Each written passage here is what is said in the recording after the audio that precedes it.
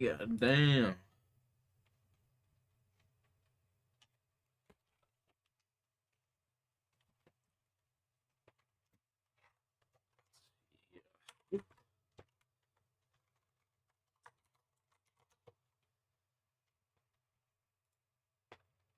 Sandwiches where everyone? What do you mean? Yo, Infamous, what's up, big dog?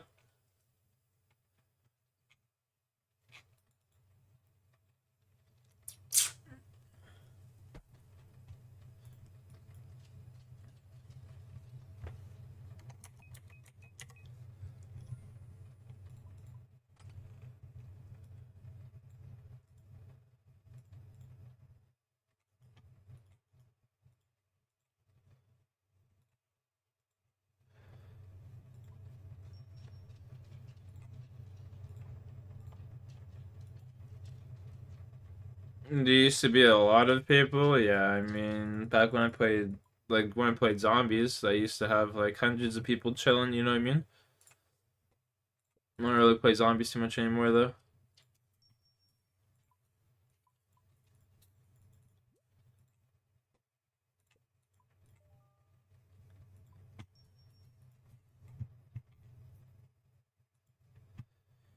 I don't really be playing zombies like that. You know what I'm saying? Yo, Wayne, what's up, dude? Top super.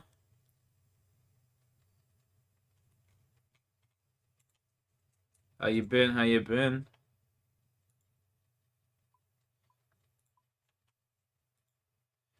What's new?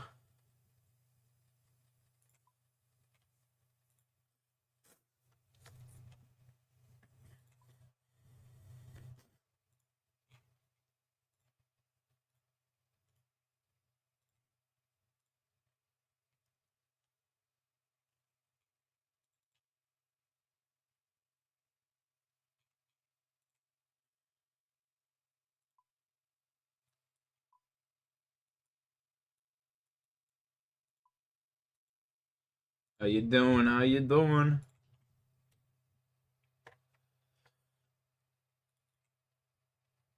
Oh, what the fuck? There's green dragons there?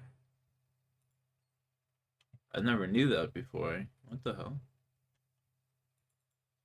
Interesting.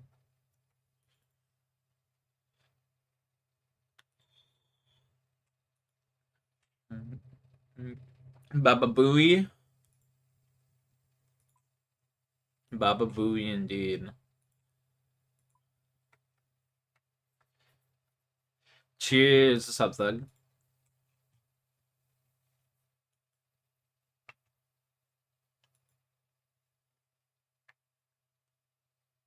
Thick Dick. What's up?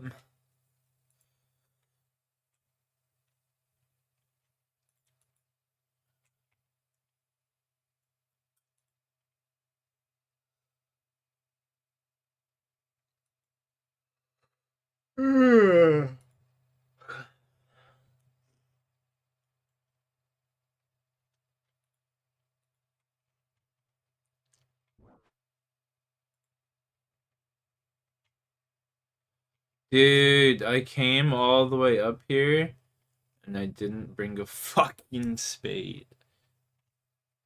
Oh my god.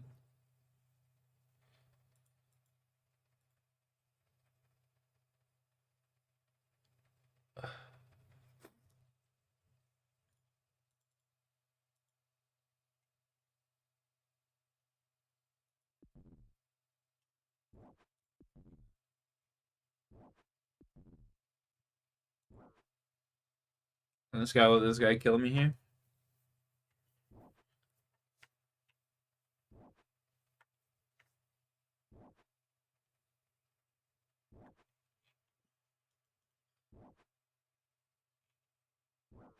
Well, I'll be right back. In the meantime, that sucks.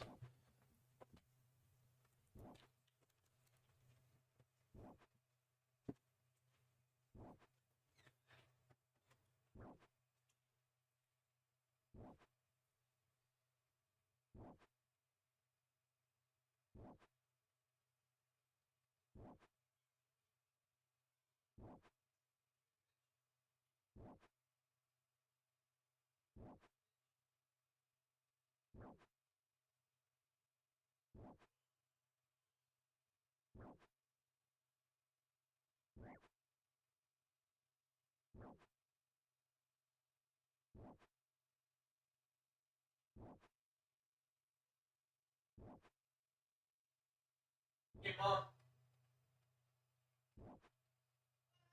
your pizza dough was exploding this morning. Your pizza dough was exploding this morning. Yeah, I noticed. Yeah, I took those zip ties off of it.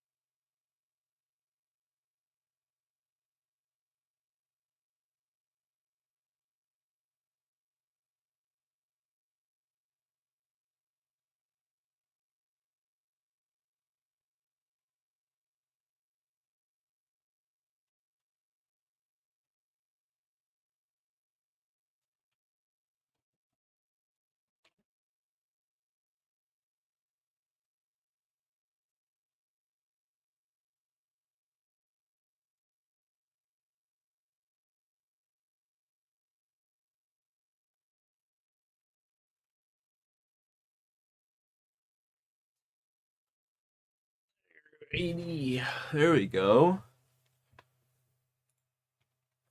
Excellent. Muscle mass 99. You hate anchovies? Anchovies are amazing. There's so much umami flavor in them. They make for great. If you get like anchovies and then you like cook them down into a sauce, bro. Oh my god, so good. So good. Don't even know what you're missing out on.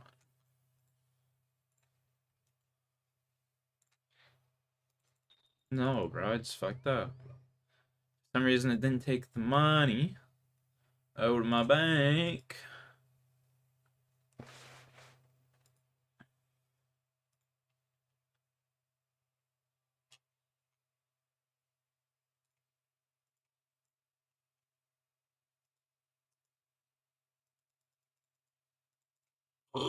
Oh, excuse me.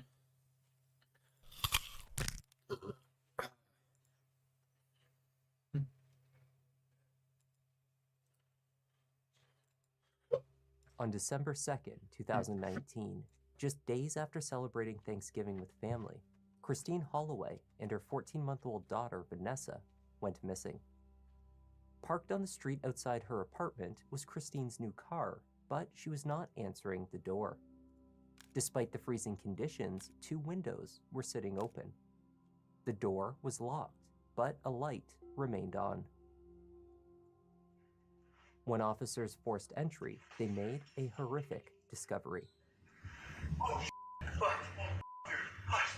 Holy you have to be here. Holy These cops are Investigators dog happened shit. to Christine and I'm Vanessa. just saying, they literally just disturbed the front door where they could have found so much evidence. You know what I mean? Like, it doesn't even make sense what the fuck they just did. I digress.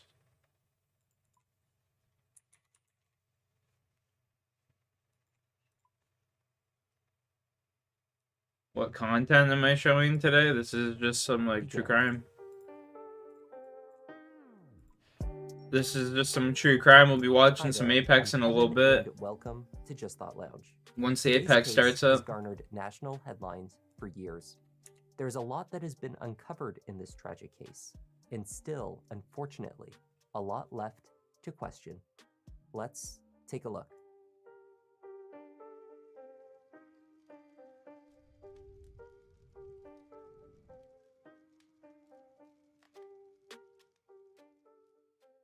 It's an unfortunate fact that the internet is full of shady sites and trackers, so online safety is more important than ever. That's why you on-site concluding rivers up to offices to It was the Monday following Thanksgiving, 2019, in Ansonia, Connecticut. There had been a snowfall the day before, but the roads were clear for morning traffic.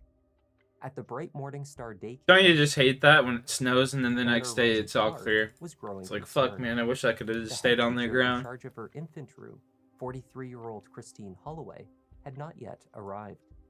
It was not typical of the good-natured teacher they knew as Consistent Christine to be late for work. Consistent Coworkers attempted Christine. to reach Imagine her that's your without nickname. Holy success. fuck, you must be consistent. By 1 p.m. that afternoon, That's after calling around crazy. to family members, Rosie requested a welfare check at her apartment at 6.5 Myrtle Avenue. The 6.5? apartment was on the second floor of What? a 3-car garage. I've never actually heard of Towards a the place back of having the a building, half. The officer observed that one of the bay windows sat open. Similarly, the skylight to the unit's bathroom was ajar. These observations were particularly unsettling given the freezing temperatures outside. There was no answer at the door and no movement inside. Nothing further was amiss. Nothing further, though it Your seems Honor. Christine was not at home.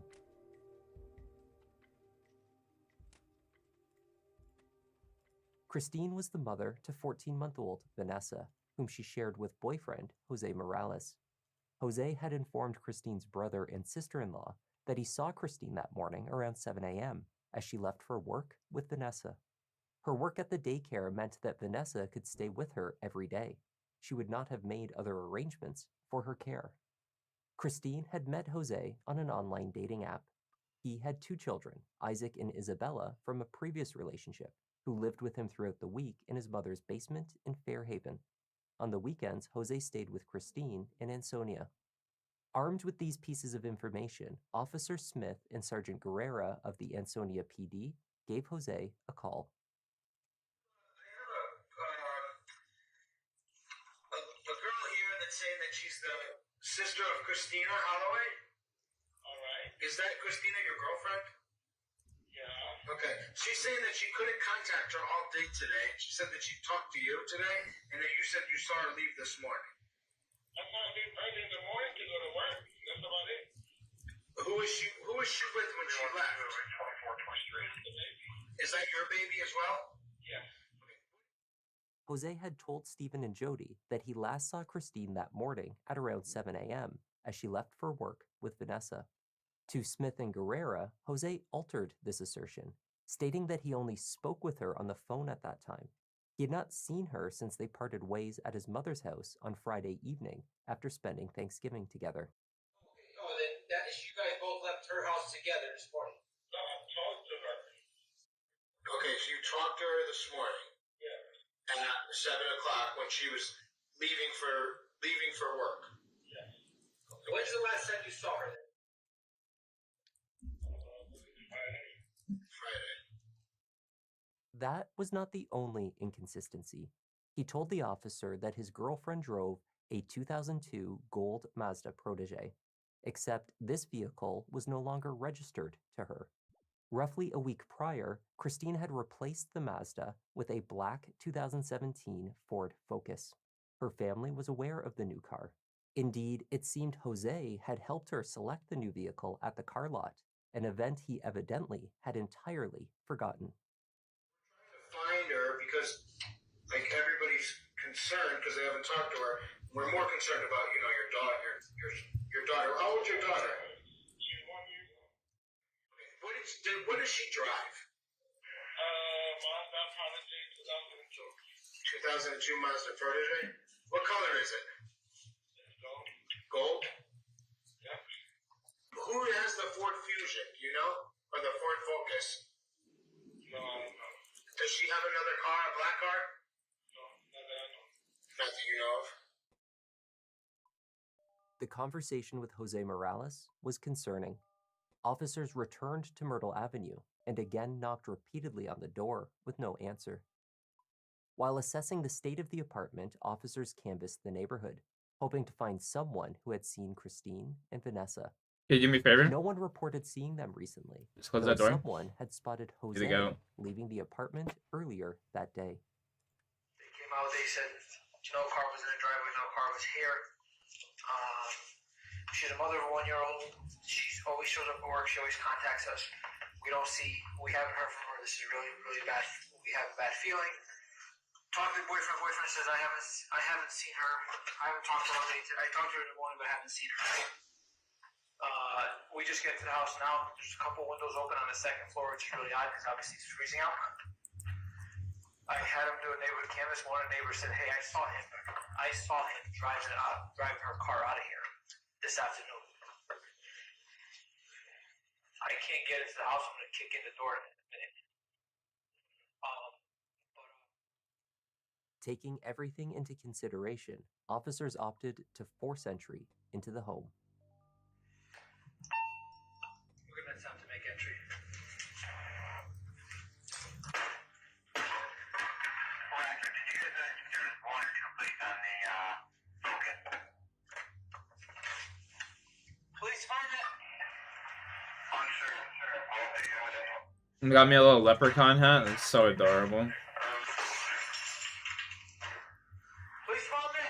Please. Police department.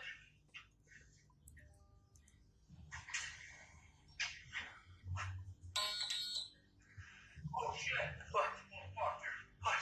Holy shit! Holy fuck, what, dude? Holy fucking shit. What, dude? Holy shit. That guy's hilarious. What? What? Holy fucking shit. He's just like freaking out.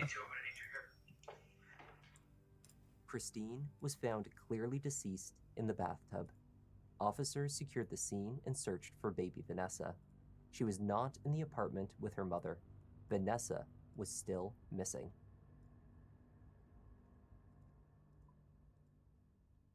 Holy fucking shit. Today, the identity of the female victim found inside 6.5 Myrtle Avenue on Monday, December 2nd, 2019, was positively identified as Christine Marie Holloway, age 43, the mother of Vanessa Morales, our missing one-year-old baby. Vanessa Morales is still missing, and we, along with the FBI, Derby Police, Connecticut State Police, are still following leads to locate Vanessa to return her home safely. Christine Marie Holloway had been 43 years old. She was the eldest of 5 children. As such, she developed a nurturing personality and a desire to care for others.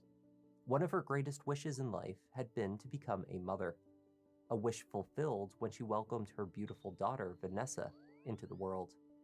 As a daycare educator, she loved working with children, especially with babies. Gotta go According to 3:30. family, friends, and coworkers, she had the patience of a saint. Christine's faith was also very important to her. She was a member of the Columbiettes, a collection of Catholic women who share in a sisterhood, service, and faith while actively helping in the community. Interesting. I miss her laugh.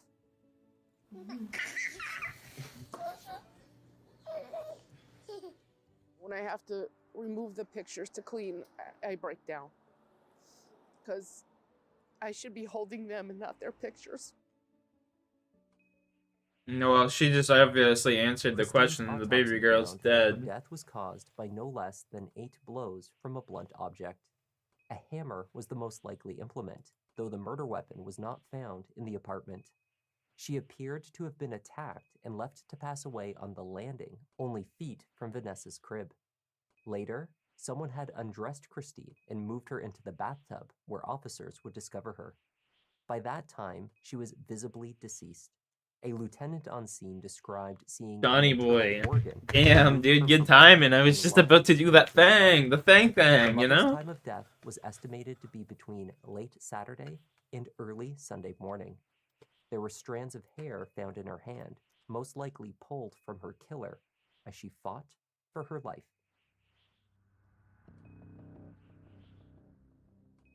Inside the apartment, investigators noted, with the exception of the bathroom, that it was clean and neat.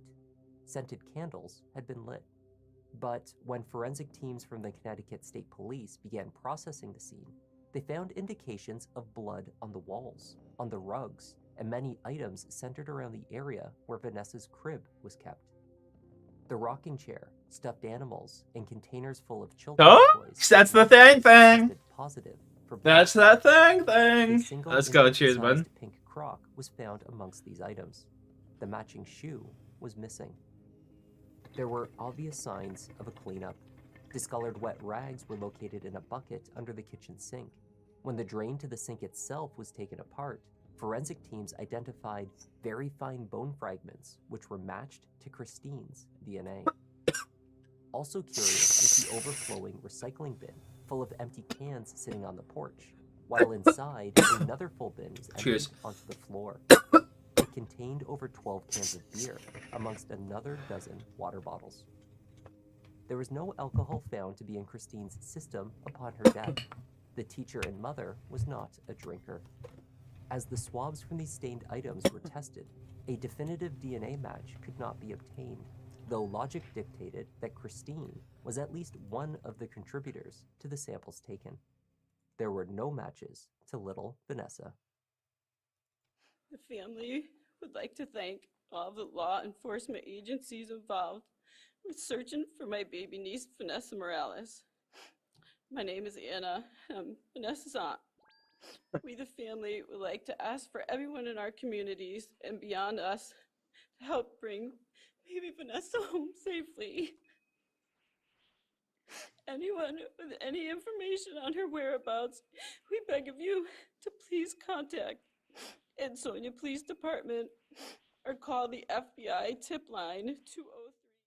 Got 37 mil just The man stacked who up. used the garage level of 6.5 Myrtle as a workshop reported hearing loud noises and voices from the upper level apartment on Friday night, sometime between 4 and 5 p.m. He heard a male voice, perhaps some hammering into a wall as though they were building something, and what he thought could have been furniture being moved around. When he left the building that night, the bay window above the garage was open to the winter air. Another neighborhood witness reported spotting Jose outside of Christine's apartment on the morning of November 30th, the Saturday. He was fitting a car seat into a black Ford with a little girl, presumably Vanessa. There was no car seat located in Christine's Focus, nor anywhere else on the property when police arrived. Yo, this guy Neighbor got George cooked, bro. O'Mara had He not seen fucking Christine just for did 3 it, days, everything out in the but open. Like, he these had seen motherfuckers Jose are so leaving the dumb building half the on time, Monday it's crazy. afternoon, not long after police had first responded Taking their to the phones welfare with them check. and shit to a This crime sighting scene. was later confirmed by surveillance. It showed Jose leaving the home and driving away in his Nissan Sentra at about 2 p.m. The car is distinctive. It has a low-sitting muffler that is also defective. It can be heard as well as seen.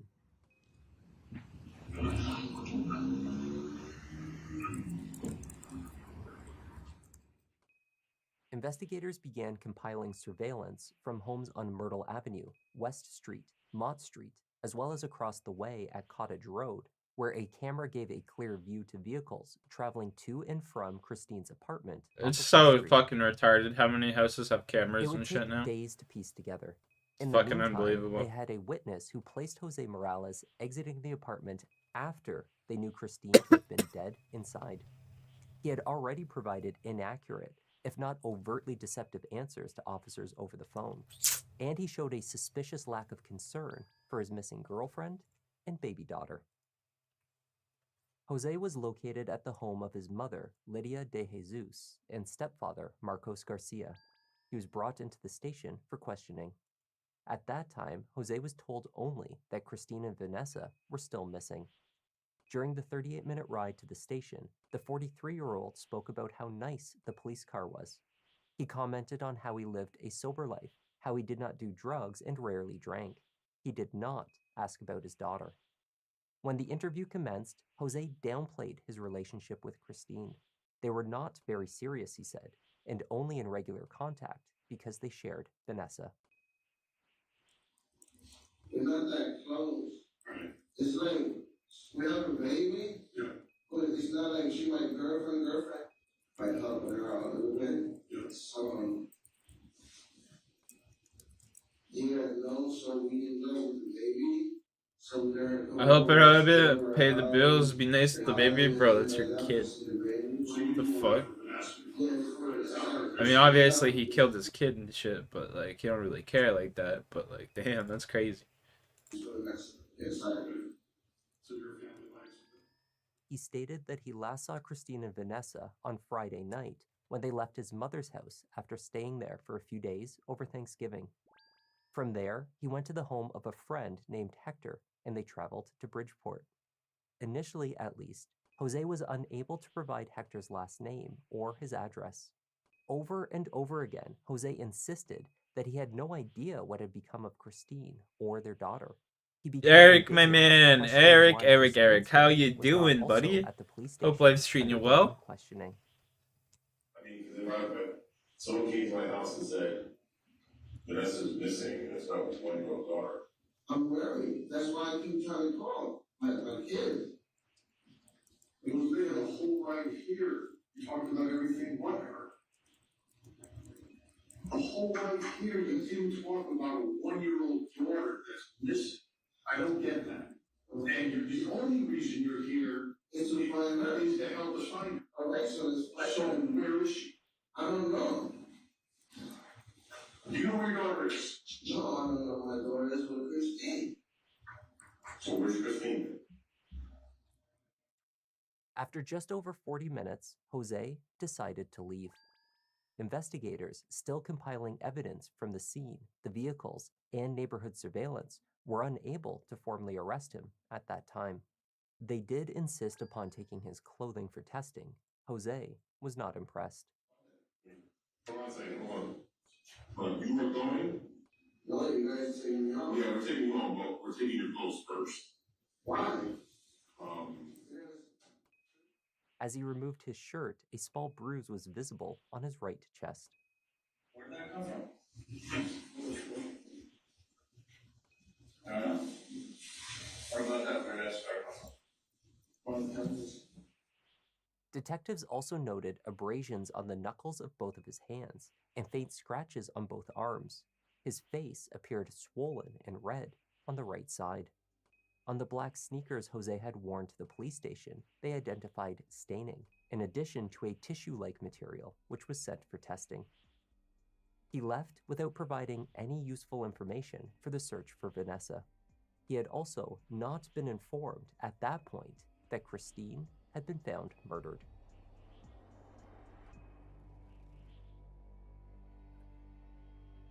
Interesting that they wouldn't tell After him. returning Jose to his mother's home in Fairhaven, police remained on scene to secure the property while a search warrant was obtained. At that time, they informed Lydia, Marcos, and Jose of Christine's death. Jose sat to the right in the living room, observing his mother's reaction to the devastating news. We know where Christine is. You know what Christine is? Yes. Oh, you guys found her? Yes. Well, what about the baby? Christine's dead. No. ¿Cómo va a ser? What happened to her? What happened to her? Open up. ¿Cómo va a ser? ¿Cómo va a ser? No. We're looking for. He never back here, nothing. This shine a light on our situation that we're working with right now. So to let you know this. What's up, my guy? Homicide. Man.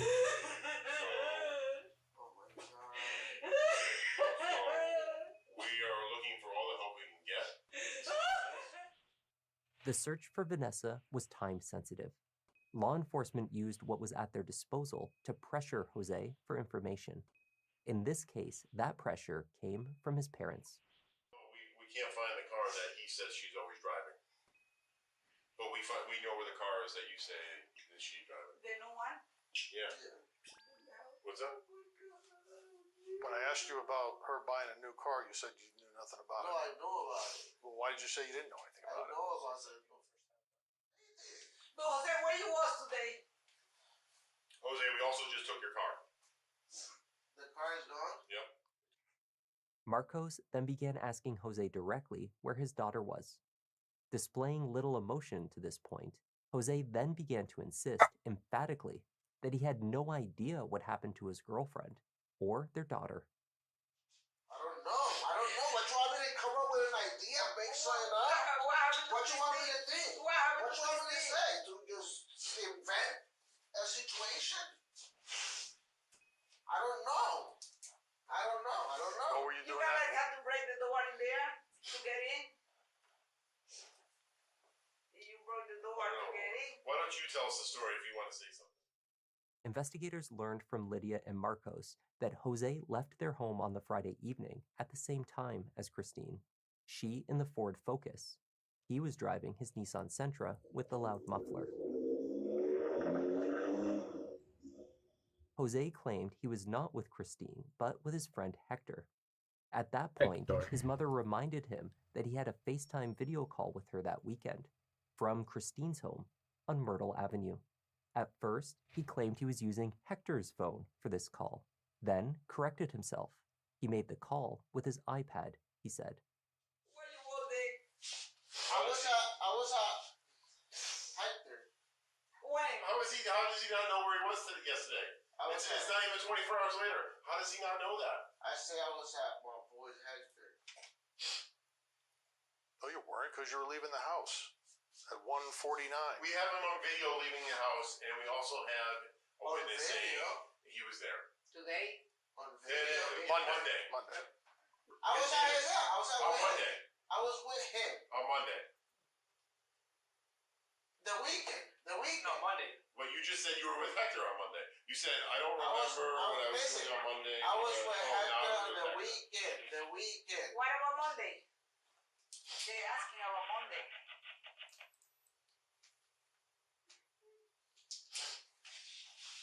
Listen, you don't have to answer.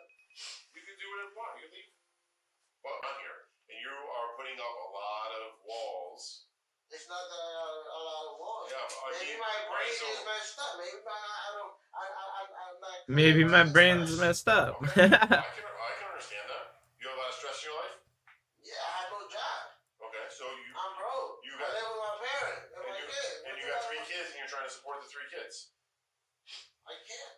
Yeah, it's not easy. That is not easy.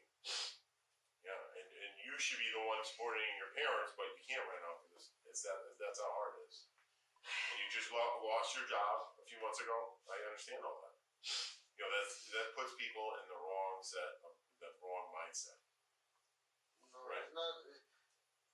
No, He does. Yeah, he does. He put people in the butt. sometimes you don't think clearly about things, Exactly. right? You know, and No, I FaceTime you from Hector house, make you believe that I was with her. Did you see her? Did you see anything in the background? You saw my face on FaceTime. I was making you believe that I was. Yo, what's up, G? I didn't want you to think that I'm out with my friend. How you doing? what were you FaceTiming with? What phone were you FaceTiming with? With Hector's. Do you have your phone? Yeah. All right, so then you should have Hector's No. contact. You should have Hector's contact for No. that. I was FaceTiming with the. Whoops. The iPad that Jose shared with his son Isaac was eventually seized with a search warrant. The FaceTime call with his mother had been placed from it, using the Wi-Fi connection at Myrtle Avenue. Yeah. As the investigation continued, detectives became aware of a 911 call that was received by Ansonia police on Saturday, December 1st at about 2 a.m. The call was traced back to Jose Morales' cell phone. And your and music a is detective doing good. noted Sounds a like you're living the pattern dream, once the Rockstar. from Christine's apartment. Let's go. It lasted 1 This is minute how. and 14 seconds. On the call, a male voice, slurring, stated the street name Myrtle Avenue. Much of the speech was muffled and incoherent, but a female voice was also heard coming in and out in the background of the call. Once enhanced, that voice was heard stating, "Stop, hang up, who are you calling?" The line disconnected and the operator was unable to reconnect after multiple attempts. Officers were sent to Myrtle Avenue to check if anything was obviously amiss, though they did not have a street number and found nothing of concern when driving by.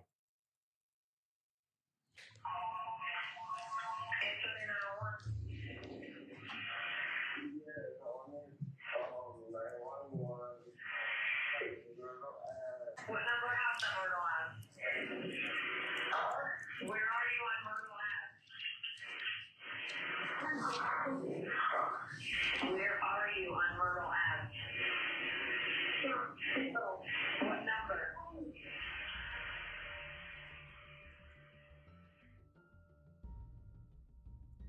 The physical evidence linking Jose Morales to the murder, or at the very least the cleanup of the scene, was growing. In his shower, they recovered washcloths and towels stained with what they suspected was blood. In his Nissan, a large black contractor's trash bag was located in the trunk with a reddish stain. Testing confirmed this was Christine's DNA. Swabs from the gas and brake pedals, as well as the interior and exterior door handles, likewise returned matches to Christine. Then, there was his cell phone data. You could explain the DNA away just by saying she's in your car, not really the blood, but you were her boyfriend, Police and she'd be eventually getting in tracked there down your a car all friend the named time. Hector, with whom Passenger Jose side. claimed to have spent the weekend. The friend was identified as Hector Rodriguez of New Haven. Cell phone data confirmed that the two had indeed been together in Bridgeport on Friday evening, just as Jose had claimed. Initially, Hector told police that they were together all weekend. Later, he admitted that Jose had asked him to say that, but it wasn't true. His friend actually came and went throughout Saturday and Sunday, but mostly spent his time elsewhere. Jose's cell phone, alongside surveillance cameras from the neighborhood, supported that narrative. Video surveillance showed that at about 6 a.m. on Saturday morning, roughly 4 hours after the muffled 911 call, Jose's loud Nissan left the area of Myrtle Avenue and drove towards Derby Avenue in the direction of St. Michael's Church. Less than 15 minutes later, he drove to a Shell gas station on Main Street, where he entered the store and attempted to purchase cigarettes. His debit card was declined. A second trip towards Derby Avenue was made later that day, this time driving Christine's Ford Focus. It again returned to the apartment. Christine's cell phone made this trip as well. By the afternoon of Monday, December 2nd, both vehicles were parked in front of the apartment. They were captured by Officer Kelly's body camera as he performed the first welfare check that day. Jose Morales was almost certainly inside the apartment at that time. So was Christine, though investigators believed that she had been dead since Saturday night. The importance of Jose's trip towards St. Michael's Church became apparent following a phone call from the charity Kiducation, which kept donation bins by the church on Derby Avenue. On December 5th, an employee of the nonprofit emptied the donation bins and found bags full of items that were covered in a blood-like substance. Supervisor Mary Tettelbach observed the contents and discovered amongst the toys, articles of clothing, and various baby items was a collection of letters. These were addressed to Christine Holloway at 6.5 Myrtle Avenue. She What an Googled idiot. her name and then immediately called police. They arrived within 5 minutes. What police found in the donation bags was disturbing. Some of the items included a diaper genie pail, an infant's pillow, toy radio, baby clothing, toy blocks, stuffed animals, and a bloody towel. Mixed in were several pieces of Christine's mail. They pulled out toy blocks, books, puzzles, and more stuffed animals. There were also multiple items of adult clothing, male and female, the man-sized XXL. They found a single infant-sized pink crock. It was for the left foot, a match to the right one found on Myrtle Avenue. Christine's DNA was found on multiple items in these donation bins to a high level of certainty. In some cases, the samples were less defined, but it was clear that these had originated in her apartment. Vanessa's DNA was not identified on these items. The search for the 1-year-old continued. None of the items that Christine was known to have used regularly for her care, a polka dot comforter, a gray diaper backpack, and a Greco car seat, were located amongst the items retrieved in the donation bins. They were not in the apartment either, nor found in Christine's car. Ansonia police announced the arrest of Jose Morales for Christine's murder. They also made a plea to the public for help determining Vanessa's whereabouts. The FBI offered a reward of $10,000 in exchange for information leading to her location. We believe these items may be with Vanessa, or they may have been discarded at some point. Yeah, If I any of wonder the items if are located, they I wonder if there's probably a law against it or something. But I wonder if you're the killer. and you could just like take that 10K, you know what I mean? Just be like, they put up the reward, and then you're like, yeah, I got information. Should not be touched, and a phone call should be made to the Ansonia Police Department. Hopefully these pictures on this side can help us jog someone's memory. They may have seen something they didn't realize it was important. Jose was not assisting in the efforts to find his daughter, claiming that he had no information to offer, at least not at first. After several interviews with investigators, Jose's account of what had transpired that weekend changed. He now claimed that when meeting with Hector on Friday night, he smoked PCP, or angel dust. PCP can cause hallucinations, distorted perceptions of sounds, and psychotic behavior. Jose told police that he took the drug on more than one occasion that weekend, and as a result, he had little recollection of that period of time. Jose claimed that as his memory returned, he recalled that late on Saturday night, two unknown men forced their way inside the apartment. They knocked him out for a time, brutally murdered Christine while he was incapacitated, and kidnapped his daughter. He pleaded not guilty to Christine's murder.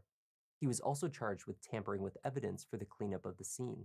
There were no charges at that time in relation to Vanessa, though he remained the primary suspect in her disappearance. An agonizing 4 years went by, and Vanessa was not found. Jose Morales' PCP story remained intact during that time. The murder trial commenced in spring 2025. He's going to tell you that the defendant didn't do this. Mr. Morales testified that home invaders killed Christine Holloway, left the only eyewitness to a brutal killing alive for some inexplicable reason, and then kidnapped Vanessa Morales. That this was a PCP-induced delusion, and that 5.5 years later, he still believes that there were home invaders that were responsible for this brutal crime. He is going to say to you, who calls 911 before killing somebody? He is going to point you to the 911 call and suggest to you that the tape supports the inference that his client was high on PCP. The prosecution argued that Jose Morales was a controlling, jealous, and emotionally abusive partner to Christine. They dismissed his claims of drug use and instead suggested that it was more likely that he was simply drunk. They pointed to the collection of beer cans in the recycling bin. This form of intoxication would also explain how Jose had been capable of an extensive cleanup at the scene, driving to and from the apartment, and the disposal of items in the kiducation bins, actions that are not likely undertaken while incapacitated by a drug like PCP. Before he finishes the tasks in the house, before 6 a.m., when the cameras catch him making his run to the kiducation bins. How is he cognitively doing all of this a few short moments after smoking PCP, a drug with an average half-life of 8 hours, a drug that causes cognitive impairment? You know, the cognitive processes that help us plan, prioritize, and sustain efforts towards a goal. The defense conceded to the second charge, tampering with evidence. Jose was under the influence of drugs and not thinking clearly. He was in fear of the intruders who had taken his daughter. Given this concession, they argued there was no forensic evidence linking him to the murder itself, only the subsequent cleanup. Investigators had seized and tested 3 hammers, but had failed to identify a murder weapon. DNA was found under Christine's fingernails, which was thought to be skin, but it was not a match to Jose Morales. The hair in her hand, however, was consistent with originating from both Jose and Christine. My bride of 40 years watches these crime shows over and over, and she tells me it always comes down to forensic evidence. What's the forensic evidence that was offered to you for your consideration here? Number one, there's no evidence of Jose Morales' DNA under Christine Holloway's fingernails. Jose took the stand to tell the jury about the intruders who killed Christine and took Vanessa. The story he told, on its surface, seemed to account for everything. The PCP caused his memory to come back slowly, in fragments, which explained why he had misremembered facts when speaking to police. As his memory returned, he cooperated fully, he said. He claimed that the 911 call was placed when he first saw the attackers approaching the home. His speech on that call was slurred due to the drugs. Christine, he said, had not seen the men approaching and questioned why he was placing the call. Then the line disconnected right before one of the men knocked him out, so he could not call back.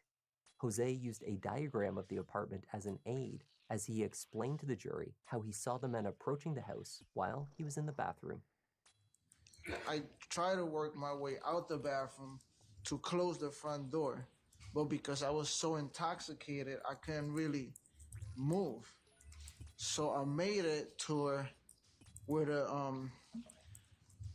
the bureau is at, around that area, in the little kitchen area, right in between. I made it to like right here, right in between Let me just, you have to put this on the record, Mr. Morales. Yes. Because I was so intoxicated that I couldn't do what I really wanted to do. I went in my pocket, I grabbed my phone, and I dialed 911. Okay, let's just stop there. So I called 911.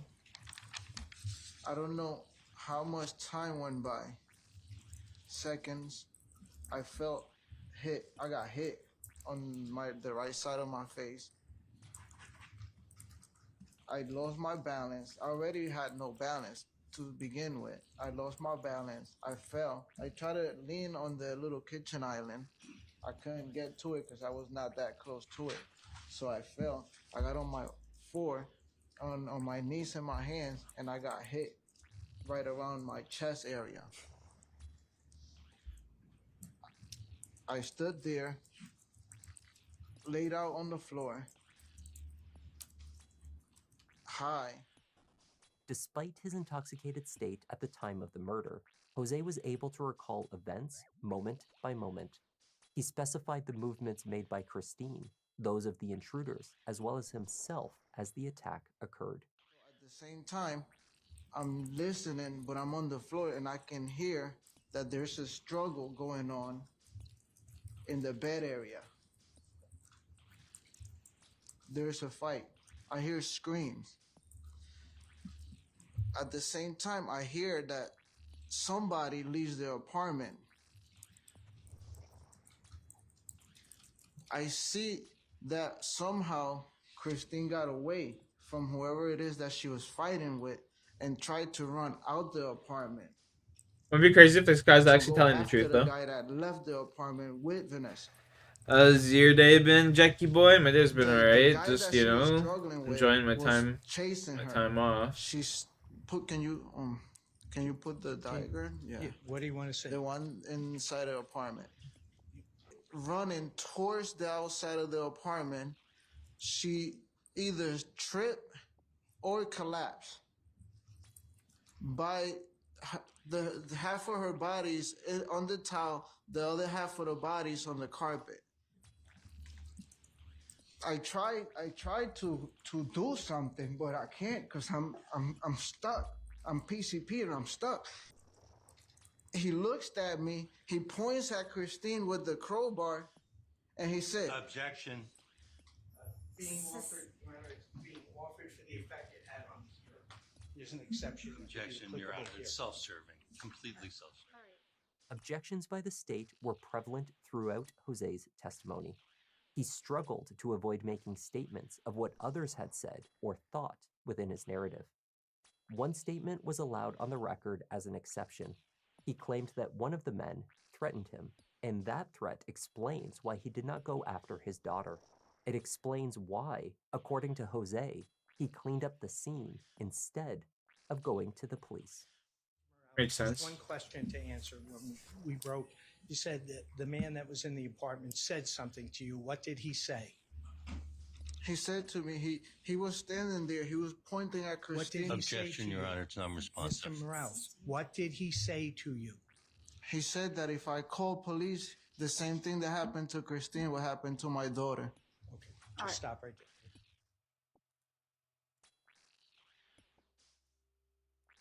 The jury deliberated for about an hour and a half over 2 days before returning their verdict.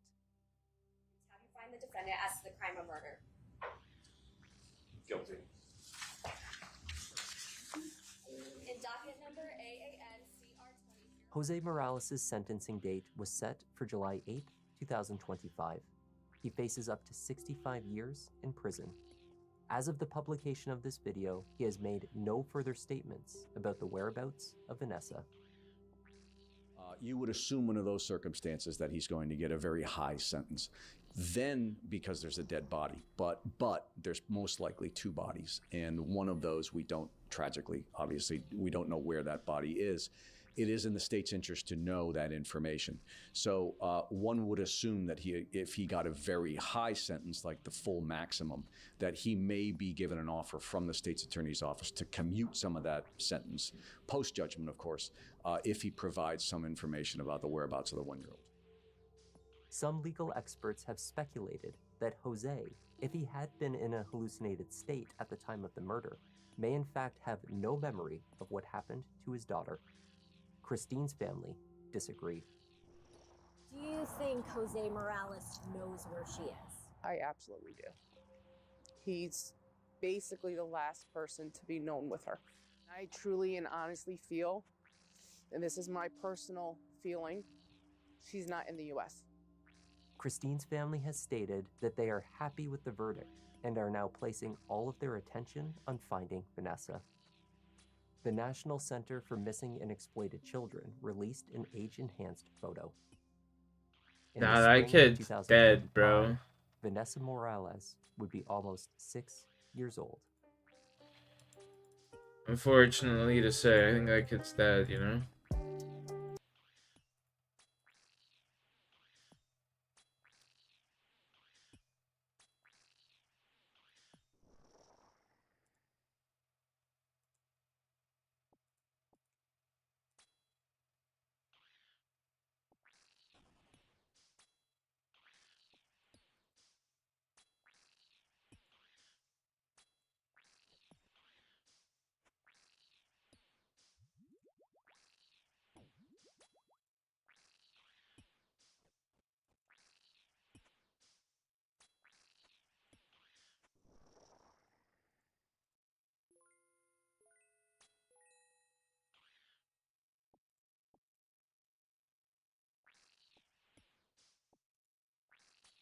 Wait, how long was the kid missing for?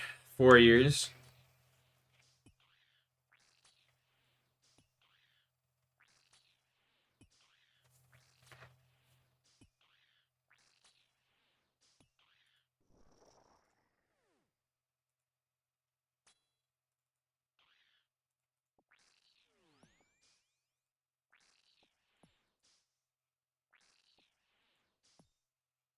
Four years.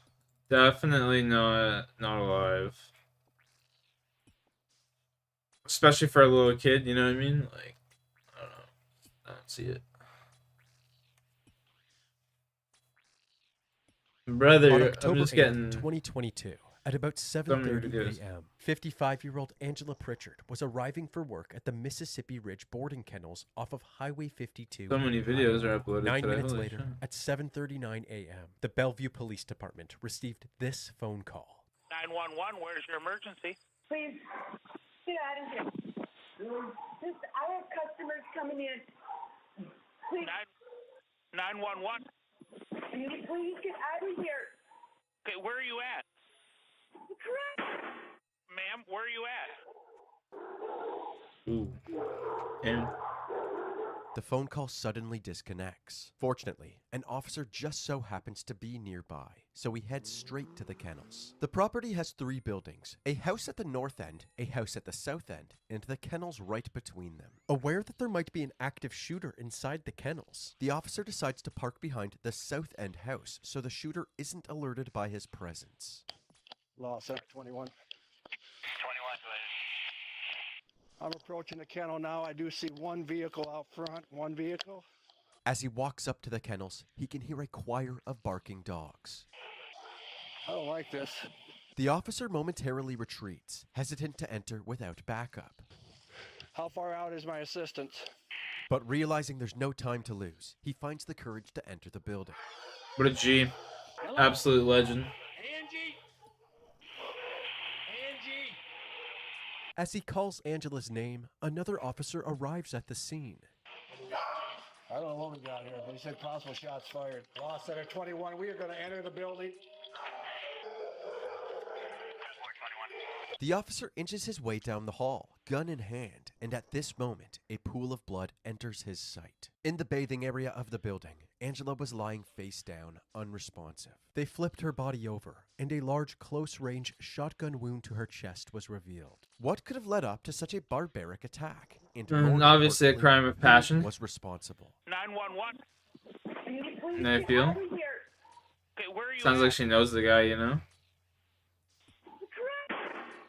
Chris Chris. Pritchard has been described as a genuine and kind man, someone who is fun to be around but works very hard for his family. Chris and Angela met in 2017 and dated for 2 years before moving into a Bellevue home together. They got married soon after, in March of 2019, and the Yeah. couple's relationship flourished, but only for 8 months. Out of nowhere, Chris got fired for stealing $36,000 worth of supplies from the company he worked for. To make matters worse, he was charged with first-degree theft, a felony that can result in a $13,000 fine and 10 years in prison. Chris posted bail, and while awaiting his trial, he became overwhelmed with stress. Over the months, he began drinking more and more and refused to search for another job. But just when he seemed to be at rock bottom, Chris had a sudden boost of motivation and energy. He began working several odd jobs and frequently helped Angela at the kennels. But in the summer of 2021, Angela discovered the source of Chris's newfound energy. Okay. He was using heavy stimulants. Then, on April 18th, 2022, Angela told her family that Chris had become physically abusive. Her son immediately called the police, and officers were dispatched to the couple's residence to assess the situation. Angela's sister Wendy was there for support as officers tried to figure out what exactly happened. He hit me and then I came in the house. He's very, very, very messed up on things. Yeah. We've seen him change right in front of our eyes, haven't we? The officers then headed into the garage to confront the man himself. State of Iowa law requires that somebody goes to jail on physical domestic. I can't believe I'm going to jail. Well, she got a mark on her face. Chris reluctantly cooperated as the officers handcuffed him and escorted him to the back of a police cruiser. He was then brought down to the Jackson County Jail. Now that he was out of the house, Angela took one of the officers into the garage and showed him a hidden tracking device she had found on her vehicle. Heading back inside the house, she pointed out several hidden cameras that Chris had installed. You have no idea what I go through every single day with him. No idea. It's been getting worse, and it's been getting worse. I don't want him anywhere near me. It seemed that Chris was not only abusive, but was tracking Angela's every move. The officers had her fill out That's a form creepy as for fuck. a no-contact order. So he can't come back here. No. After spending the night behind bars, Chris posted bail, and because of the no-contact order, his family took him in for the time being. But the order didn't stop Chris from reaching out. He immediately What a texted G. Angela, claiming that he would change his ways and fix their marriage. And just a few weeks after the no-contact order was put in place, Angela lifted it, and Chris moved back in. But it wasn't long before Chris's drinking habits and abusive behaviors spiraled out of control again. In her diary, Angela wrote, August 23rd text message, calling me names saying it's going to get real and ugly. Drinking every day. I think Chris is capable of anything. He told my sister he didn't give up if he went to jail. Eventually, Angela decided that enough was enough. She Good moved luck in with in the her heist, sister they'll Wendy, join and you. on September 1st, 2022, she was granted a second no-contact order. However, Angela had left a handful of things at her and Chris's house, so Chris was ordered to move out temporarily while Angela collected these items. But when she went back to the house, it was a disaster. Furniture and picture frames were destroyed, garbage was scattered, and black paint was splattered all over the house. Her mattress had even been relocated to another room in the house, dragged through large dog droppings along the way.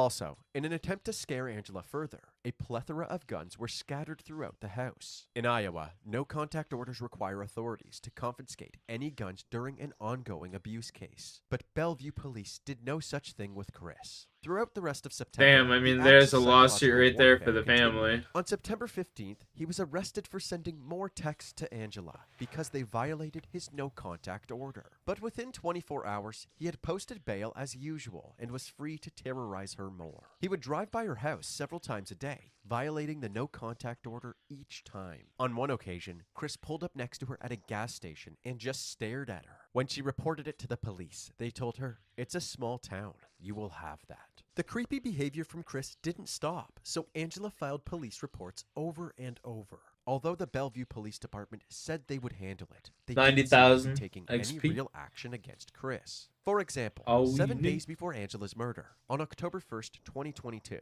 an officer responded to one of her reports. He tried to put her mind at ease, telling her that he would have a chat with Chris and the situation would be sorted out. My job is to protect you at all costs.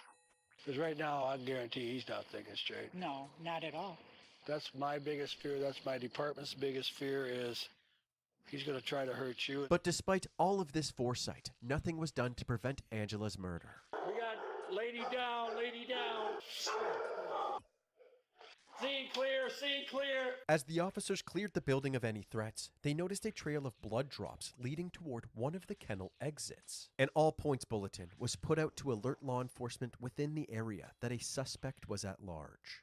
Once you secure that outbuilding, law center, make sure you get an hour warning out for a suspect. 6 different law enforcement agencies heard this broadcast, including Iowa's Department of Criminal Investigations, who then took over the case. Law enforcement split up to search the other houses on the property. They checked every nook and cranny, but were unsuccessful in finding their suspect. However, they were able to gain access to the North End house's security camera, which just barely overlooks the kennel parking lot. Throughout the entire night, there was no movement, but at 4:20 a.m., they heard something peculiar. Something had suddenly alerted the dogs in the kennel. 3 hours later, at 7:34 a.m., Angela can be seen arriving at work, pulling into her parking spot, and gathering her things before heading into the building. 5 minutes later, at 7:39 a.m., the same time as Angela's 911 call, a gunshot can be heard. 2 minutes after that, at 7:41 a.m., Chris can be seen casually walking along the fence line, away from the scene. Unfortunately, it's hard to say exactly where Chris went from here, so the investigators weighed their options. Directly behind the kennels is what locals call the wilderness, a dense forest that stretches for miles, separated by the property fence line. Chris, an avid hunter, was very familiar with the wilderness. However, law enforcement was not, making it the perfect place for Chris to flee. But there are also many properties surrounding the kennels where Chris may have sought refuge. Law enforcement once again split up, some heading into the wilderness while others expanded the search into the surrounding farmland. Even in the empty fields, the officers were on high alert, just in case Chris was lurking somewhere. Sorry about that one, Shiny As boy. they continued their manhunt, they cleared several Had to abandoned do what I structures had and to do, eventually eh? ended up at a series of farm properties. They searched any barns and sheds that Chris could be hiding in, but they repeatedly had no luck. During this search, Bellevue Police Department received a 911 call from a woman named Lori Blaser. I see you guys are looking for Chris Pritchard. Yes. His truck is in our garage. Lori and her husband Mike were friends with Chris and had supported him throughout his and Angela's turbulent relationship. They lived just a few miles away from the kennels. Officers rushed to their ranch and surrounded the garage, guns drawn in case Chris was inside. They entered carefully and made sure the building was safe before inspecting Chris's truck. Clear in here, Jim. The coast was clear, so they opened up the vehicle and found a note from Chris to Mike Blaser. It read, "Hey Mike, came to take these lights down. I just had 7 coyote cross the road in front of me, about a mile up the road. I'm gonna go try to kill a couple of them. Keys are in the truck if you need to move it. I'll be back. Chris." The Blasers allowed investigators to access their home security camera, and the night before, their dog can be seen barking at Chris as he enters the garage. Although this helped the authorities establish a timeline leading up to the shooting, his current whereabouts were still unknown. They headed to some more populated neighborhoods and knocked door to door. Is that the guy they're looking for? Right there, Chris Pritchard. You guys know Chris Pritchard, don't you? While many of the locals knew who Chris Pritchard was, they had no idea where he could be. Has he been known to come out here every once in a while? Yeah, I haven't seen him though today. I'll let you know if I see anything or hear anything. The officers warned everybody that Chris was a suspect in the shooting of his wife Angela, and to keep their eye out for him. One of the couples they warned was cattle farmer Jeff Junk and his girlfriend Kim Klein. Later that day at 8:15 p.m. Kim Klein looks like the biggest butch I've Jeff ever met opened the at door, seen there in my was life. Chris, still holding the shotgun he killed Angela with.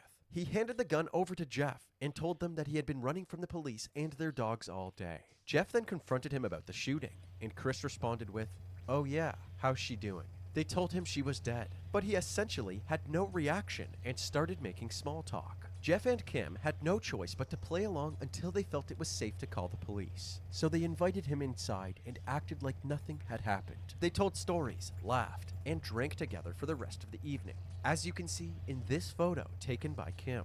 Then, at about midnight, Chris suddenly passed out in their lazy boy chair. Jeff took this opportunity to text the chief deputy to come get their suspect. Chris was abruptly awoken by the police dragging him out of the house. He seemed terribly inconvenienced. What's wrong with you guys? Christ, I was sleeping. While cuffing him, the officers noticed a cut on his hand. Looks like he's got a cut to his left thumb. This would explain the trail of blood drops back at the crime scene.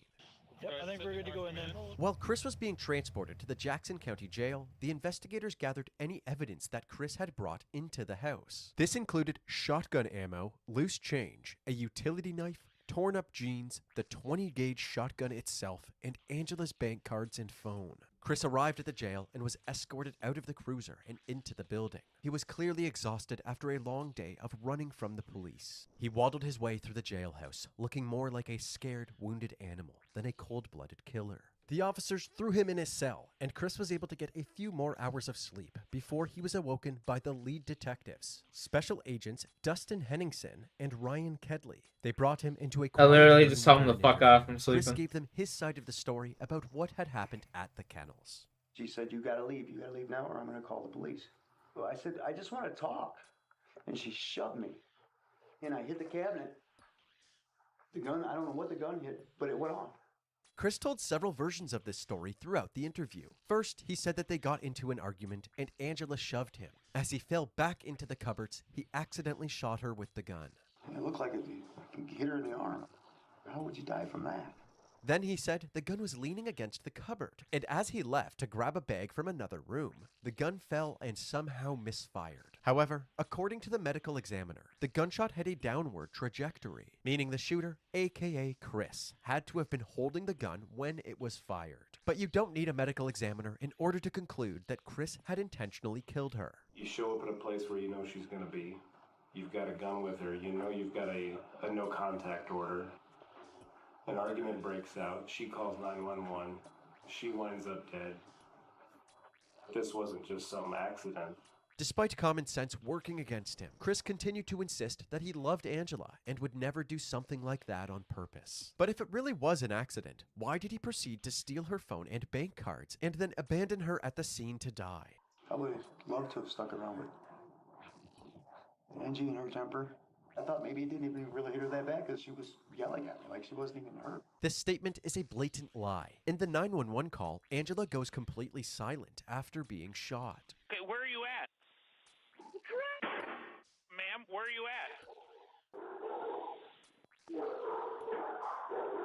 And this call begs another question. Why would he say you directly after she was shot? The detectives asked Chris why he was at the kennels in the first place. He admitted that he was upset about the no contact order and went there to confront her about it. She wanted to drag me through the mud and make me a monster.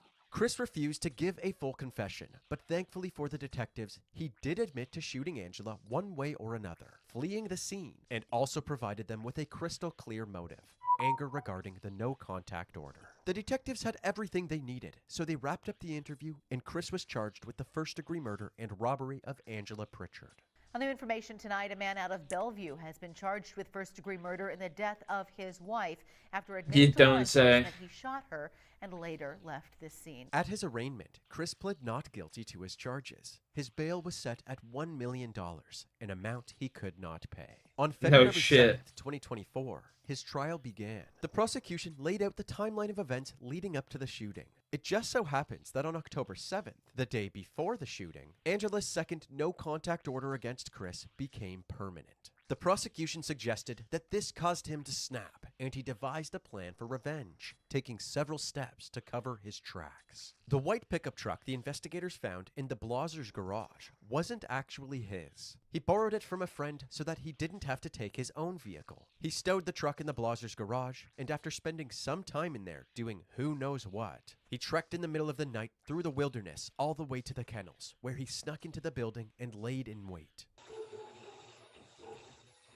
When Angela arrived for work, he confronted her. Please, get out of here. I have customers coming in. And in a fit of rage, he shot her in the chest.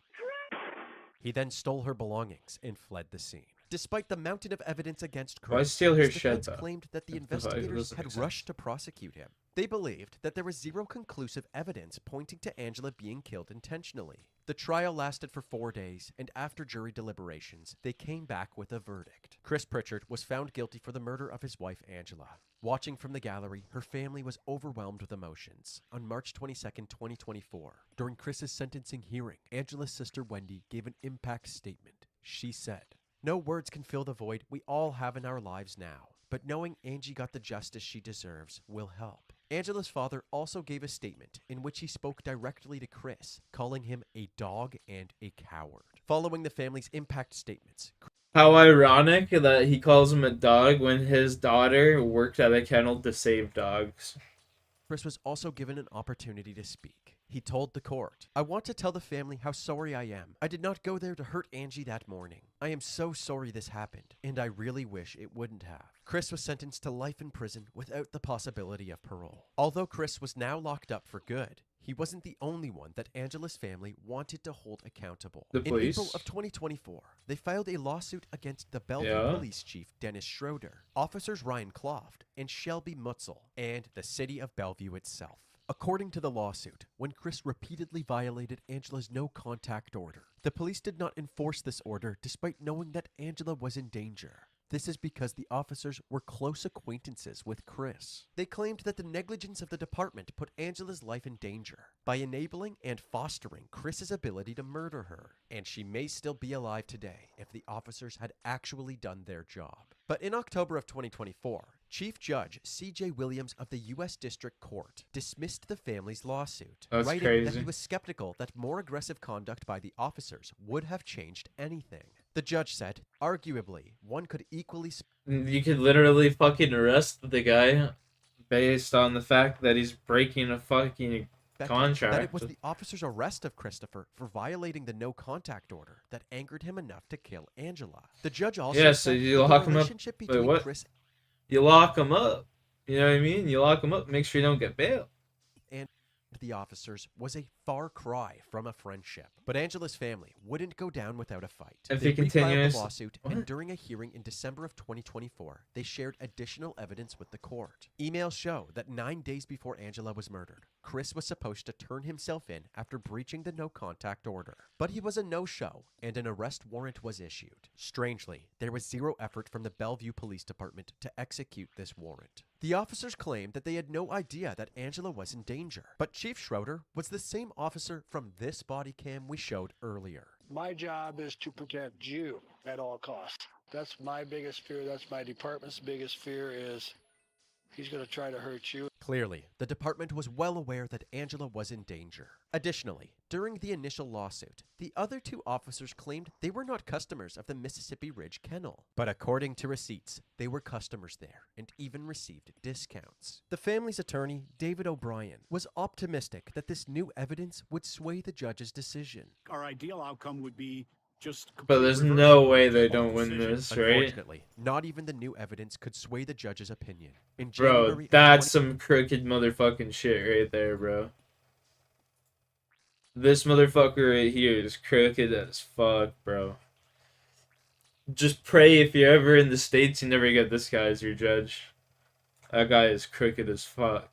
2025, Judge Williams denied the second lawsuit as well. Chief Schroeder followed up by releasing a statement to the public. He said, "We are pleased with the decision, but also grateful for the community support of the Bellevue Police Department. We continue to strengthen our services and response efforts to prevent domestic violence and provide support to those in need." Angela's family plans on appealing Judge Williams' decision by taking their lawsuit to a higher court. Chris Pritchard remains behind bars and currently resides at the Iowa State Penitentiary in Fort Madison, Iowa. That As one for the judge is Mississippi Ridge crooked as boarding fuck, dude. schools, That's they now crazy. have new ownership and are open for business.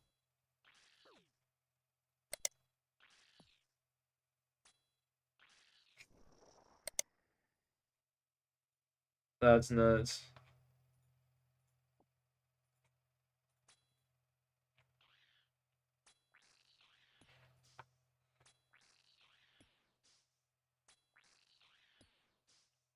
You think I'd be caught dead driving that thing? What are you doing here? My name is on the building. He sits in a pie. Each week we break down another Better Call Saul episode in order. This week, Chuck returns, and I've got 38 details you may not know in Season 2, Episode 2. Cobbler.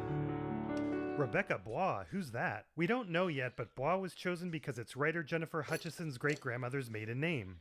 Let's talk about this metronome. First, it's clever because it uses a spring-powered mechanism and therefore requires no electricity. Second, it's pretty inaccurate. I wasn't sure about this, so I bought a similar metronome, and it does a good job of highlighting just how off Chuck's is. They did regret having the metronome visible in the shots because they had to use a bunch of visual effects to try to keep the beat consistent across all the edits, but clearly they took some liberties. Michael McKean is very musical, as we know, but he's more of a guitar player. We're hearing the show's composer, Dave Porter, play. There are so many interesting ways to interpret this song selection. It's meant to be a duet, sometimes played with a violin and piano, so remember that for later. Messing up the song is good symbolism for Chuck's regret for not having a partner. Perhaps Jimmy? Perhaps someone else? It was also originally written for a play that satirizes attempts at social climbing, which he could view Jimmy as doing. And he keeps messing up the dominant chord, perhaps a statement on his inability to assert his dominance. Or it's just a nice piece of music they got the rights to. You can see some lighting equipment reflected, although only if you freeze frame this. Howard. Delivery from McGill. Did I hear music? No, I was just... Let me get that for you. I find it noteworthy that he didn't ask him to ground himself. Maybe he's just too surprised, but I wonder if he's trying to downplay his condition in front of someone he respects. How's Ernie working out? He's been fine for the most part. Excellent. Did he hear what he said? That wasn't exactly a ringing endorsement. Anyone heard from Jimmy? I have, yes. How is he? He's fine. Doing well. I have some news. Oh boy. He's working at Davis in Maine. Doing what? As what? Oh, working as an attorney. Oh, a lawyer. Clifford Maine hired Jimmy. Every time they would talk to a Sandpiper resident, Jimmy's name would come up. Those old folks, they love him. They're aware of his background, his education. Those were the loudest invisible air quotes I've ever heard. Cliff did talk to me beforehand, but I didn't stand in the way. Of course not. Nor should you. Kim Wexler pushed for this. Oh, Howard. Hard. Was that necessary? Partner track? Yeah. Someone walks in with a case like this, you beg them to be partner. It's great. Charlie Hustle. Right? I didn't realize how many times he says this, and this is number 4. Jesus, Jimmy, you're a regular Charlie Hustle. Remember? I used to call you Charlie Hustle. Once you get him on your team, you'll know why I call him Charlie Hustle. Well, I'll get out of your hair. Another popular request, and this is number 3. I'll be out of your hair. Well, we should get out of your hair. Yeah. Thanks for coming by, Howard. Anytime. You truly are missed. The regret we were previously seeing from Chuck is now gone, and the metronome is going about 20% slower than before. There's a New Mexico report citing, "It's not a proper meeting without table lights and Danishes." Kim learned that move from Vince when he stopped her first scene to straighten a Danish. Poor Francis. That's this guy. Oh, Sir Francis. Well groomed as always. Okay. 1, resident lease agreements, past and present. 2, invoices and transaction documents from all supply companies used by Sandpiper. They faked this shot because the table base is solid, so they blended 2 different shots, one where the table was gone. I'm loving the new look. She's talking about this season's gray single-breasted suits. I'm so happy for you. I'm even thinking of looking my own place to buy. In Santa Fe? Closer to Albuquerque since I'm going between the two so much. Halfway points. I was thinking. Oh wait, what about Corrales? That's not at all a halfway point, although the unnatural garage It is lighting crazy divided her face in indeed. half as she says it. By the way, I discovered that the real garage does have some diagonal light here thanks to a sign blocking the overhead light, but it's definitely not as pronounced as what they keep doing here. Oh, we should get one of those smokers. Oh, she said we. We definitely gotta get a smoker. I gotta go to the salon. They're delivering my new company car. Oh, are you serious? Jeeves, where's my solid gold blimp? No, not that one, the other one. That is basically Jimmy's situation. If this isn't to your taste, we have a collection of art in-house. Oh, I forgot I got your present. One sec. There's the first time we see Kim's license plate, which matches Mike's Buick Century in Breaking Bad. Perhaps this is the inspiration for his eventual World's Greatest Lawyer mug in Breaking Bad. Just keeping it real. Wow, that's a good fit. See you tonight. If you play your cards right. This feels almost like saying goodbye to the RV in Breaking Bad.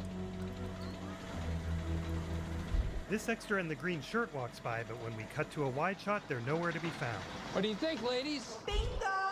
It's got all leather interior, heated seats for those cold desert mornings. But does it have Tri-zone climate controls. This must be what heaven looks like. It's at least what the future looks like because it's a 2004 model and we're still in 2002. Vào làm việc đi, đi. Goodbye hug? No. Here the car is almost parallel to the ground, but in the next shot it's barely off of it. Till we meet again. That's an intentional nod to a Chicago sunroof. Quick question. Who here knows what a Chicago sunroof is? That's right, better close it and guard against unwanted feces. Uh-oh. Must be metric. Ironically, it appears that Suzuki Esteem cup holders are the ones with a metric 7cm diameter, whereas Mercedes have a 2.75-inch diameter, which might mean that the Mercedes cup holders are indeed a tiny bit smaller and perhaps this scenario could happen in real life. But I don't know how cars work, so I could be wrong. Although about that car registration thing from last time, it works differently state to state, and New Mexico car registrations do not appear to be based on your birthday. Maybe someone from New Mexico can chime in and settle this. More important than the realism, there's good symbolism here. There's a happiness to his old life represented in yellow, whether it's his esteem, Mrs. Wynn, or his cup. This new, more dull world of Davis and Maine is represented by the gray car and his gray suits, and he's bending over backwards to fit in. Yo, Sean, do your thing, my man. Appreciate you for chilling as always. In the car. They put the cup You're holder a piece G. over the camera, and behind Bob Stay is safe out there. a photo they took of the car's ceiling. And there's a Subaru Forester from the future, probably a 2014 model. This is now the third appearance of the T13 car, although I guess it's not wrong, just the convenient reuse of a car. Always. He had it in the last episode too, but here we get a good look at his watch that matches his car and his shoes. What? What are you doing here? I work here. Is this the parking lot for the police station? Why don't you pull around over there? We'll have a little talk. Your baseball cards. Yes, I have a very valuable collection of baseball cards, and someone stole them. It's probably a bad idea that you willingly talk to the police, being a criminal and all. I no longer have a right to protection from crime. If you already made your report, why are you here? They are very dedicated to finding this thief. More extra shenanigans. This lady is walking toward us and the guy in the striped shirt is walking away. About a minute later, they do it again, although the lady only appears for a split second. Those cops have no interest in helping you get your cards back. I disagree. Not open for debate. You go home now. What about my baseball cards? Cost of doing business. No, no, no, no. I am getting those back. You'll be putting my well-being at risk. Some of them were my dad's. I am getting them back. I'll find your cards. That is so generous of you. Oh, it'll cost you. Crestview Boulevard is not a real street in Albuquerque, and the resident's name here is almost certainly Mark Hansen, prop master for the show, acting like he's Matt Feet. That's a hand double. Ed Begley Jr. really did play the drums, but he doesn't play the guitar at all. They're using music to contrast Cliff's more casual and approachable style versus Chuck's formal, rigid style. Cliff's improvisational playing helps him de-stress, and he doesn't care if others hear. Chuck is constrained to the sheet music and the metronome's tempo, increasing his stress when he messes up, and he doesn't want others to hear. Did I hear music? No, I didn't mean to interrupt. Not at all. I was just blowing off some steam. You play? Oh, I tried to learn in high school, but then I decided there were easier ways to get girls. Well, hope you've got a way to decompress. Everybody needs something. Oh, he does. Good ball. I might have found something in the initial disclosures. Oh, yeah? Schweikert and Coakley keep referring to the optional allowance program. But I checked a number of residents' contracts. Their voluntary claims don't hold water. Might be onto something here. Nice work, Jimmy. Michael Mando actually used this sewing machine. Once he got the script about 4 days before filming, he spent a lot of time learning with it. The song playing is an odd choice because it's like playing Happy Birthday. Happy birthday. Oh, go ahead. Hola, hola, ¿cómo estás? This real-life store is called Walt's Top Shop, and it had the name before Breaking Bad. How can I help you? In fact, the photos back there appear to be of the founder, Walt Sanchez. Take a look. Mira, un momentito. Sí, sí, sí, sí, sí. When they were getting ready to film this scene, there was a carjacking and an armed couple barricaded in a nearby auto parts store. Vente, mijo. The area was on lockdown, so they had to film this part without the lighting equipment that was still in their trucks, and they filmed more of this scene inside the shop than they originally planned. There's something that Nacho's dad and Mike can bond over. Once they were finally able to go outside, there was a lightning delay, so the wide shots were from 6 a.m., but the close-ups weren't filmed until 5 p.m. Give the old girl a little love. What material do you want? Help. I was thinking leather, maybe alligator. Oh, senor, too much money. He seems like a stand-up guy. Cheaper might be better. Well, Mike is so funny when he's acting. show me what you'd pick. My son, he will help you. How'd you find me? Why are you here? Baseball cards. You underestimated just how big an idiot you were dealing with. No, I'm pretty aware. He called the police and reported them stolen. That sounds like a you problem. I think what we have here now is a carrot and stick situation. And the name of the stick is Tuco Salamanca. You don't play ball, so to speak, and Tuco finds out about your little side business. I prefer the carrot, and you net roughly 60,000. No, exactly does that work? Like the metronome, this vintage Westclock's Baby Ben clock is a wind-up clock, so no electricity is needed.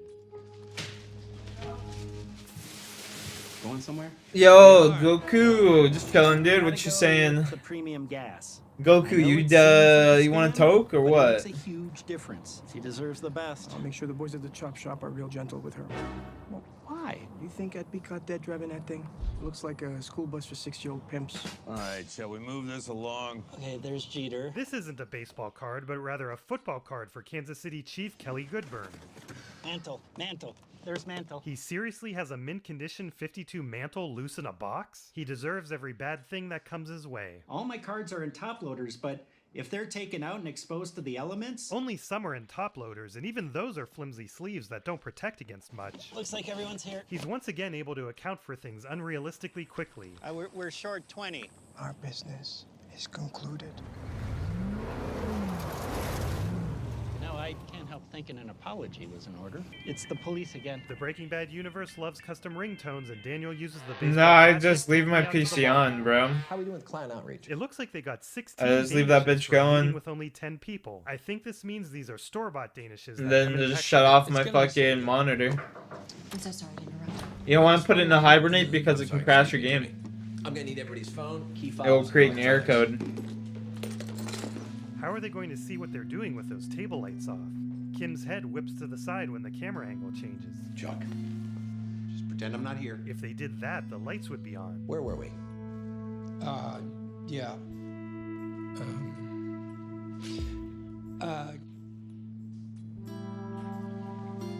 We definitely have some pack rats. We've got copies of this woman's monthly statements going back to March 1997. Our clients will always be our best resource. Plus, they have ribbon candy. You do what I do because you're funny and you can make people laugh. Jimmy, hello? What are you doing here? My name is on the building. Why are you here? Why are you here? Why are you here? To bear witness. Oof. Although unintended, that's probably the perfect comeback for Jimmy. James McGill. You still morally flexible? If so, I might have a job for you. Hope you've got a way to decompress. Where and when? Once again, Chuck has triggered Jimmy's slipping back into Slippin' Jimmy. Jimmy is sometimes driven by the spirit of rebellion. There's really no need for a lawyer to be here. Dan just wanted a friendly face next to him. When I hibernated, it seems my game exits itself out for literally no reason. Yeah, there's error codes with it. You don't want to. You don't want to do That's that. what Danny should have done. You with his definitely Mickey don't Mantle. want to do that. This room is filled with photos from Albuquerque's famous annual International Balloon Fiesta. Can you just remind us exactly Where you kept your cards in the house? It's no longer an issue. I found them. Where? Around the house? No, I hired a private investigator. So where were they? You know, it's fine. I ought to get out of your hair. We just want to get the facts right so we can help close this case for you. Case closed. There's the camera, which could have looked like a chair, except the chairs in this room are light-colored. And are those New Mexico reports books again? I feel like I'm going to start seeing them everywhere. I know how much you guys have on your hands. Murderers and robbers and gangs. Drug dealers and murderers. Walk in the streets. Hey, stuff Why don't you get some air? Okay, let's get down to brass tacks here, guys. There have been too many requests for this, so here you go. It's the first one, although he also said it twice in Breaking Bad. I'm guessing here. Two fine uniformed officers found Mr. Wormald's little hidey hole. There's nothing illegal going on here. Then why is he so nervous? We all have our secrets. Among The detectives watch with oscillates 2 Wonder between Waffles. 11:05 and 10:40 throughout this scene, and at one point a It's bit been before 14 10, hours, although the that's time crazy. clock shows 6:55. He's being evasive because it's a sensitive subject. We're gonna need a little more than that. My client has an arrangement with That's a wealthy crazy. gentleman. He made videos for the man. What kind of videos? Private videos of an artistic nature. Guys, this all comes down to just a lover's spat. What was on these videos? They were videos intended to titillate the senses. Nothing illegal. Mr. Wormald, fully clothed, yeah. Doing what? Yeah, come on, man. What? Squat cobbler. It was Bob's idea to give this concept a name. What's a squat cobbler? Squat cobbler. You know what squat cobbler is. No, I don't know what a squat cobbler No, is. me neither. What is it? Hoboken squat cobbler. Full moon pie. Boston cream splat. Simple Simon the ass man. Dutch apple ass. Guys, am I not speaking English here? What the hell is a squat cobbler? It's when a man sits in pie. Maybe it's like Hellman's mayonnaise. It has a different name west of the Rockies. This part is true. When the company bought the rights to Hellman's Mayo formula, the brand was already well known on the East Coast, so they kept their branding there. America's favorite by more than 2-1. However, experts believe that the formulas are subtly different, and that Hellman's uses a bit less lemon juice to make it less tangy and give it more of a custard-like texture. Technically, he does a crybaby squat, so there's tears. This guy, he's a regular Julianne Moore once he gets the waterworks cranked up. Oh, and there is a costume involved. You got to be shitting us. Yeah, like I would make this up. But trust me on this, you don't want to see it. We're good, right? Yeah, there is, however, one little tiny hanging Chad. That's a reference to the 2000 US presidential election in which holes were not punched out completely, causing issues with counting votes. You're gonna have to make a video. How the hell did you come up with that? Aw, she's wearing his shirt. I've heard some far out scenarios used to sow doubt, but this definitely takes the cake. Kim. Takes the pie. Yeah. Sorry. Have some more pie. It doesn't matter if it's boiled or fried. I think it was the video that clinched it. Wait, you actually made a video? I gotta say, in the end, old Dan really committed. I wasn't sure how many takes we would need, so I overbought. Just like Breaking Bad did with the roof pizza. But I promise you, untouched by human buttocks. You fabricated evidence? What if Davis and Maine find out? It wasn't a Davis and Maine client. It was some nothing little pro bono thing. Why? Why would you risk the best job you've ever had for some pro bono case? Jimmy gets carried away when he has a clever idea and enjoys successfully executing them, no matter the risk. Davis and Maine are none the wiser. Jimmy, you're playing with fire here. They're never gonna find out. Seriously, you sound like every dumb criminal out there. If you keep this up, they will find out. What is the point? He's taking unnecessary risks like someone else we know. You're not some hardened criminal, Walt. But as a lawyer, Kim is obligated to report this, so by keeping quiet, she becomes complicit. I could not hear about this sort of thing. You won't. She could be disbarred along with Jimmy if the truth ever came out. Congratulations and thanks to the new one-year member. Alrighty.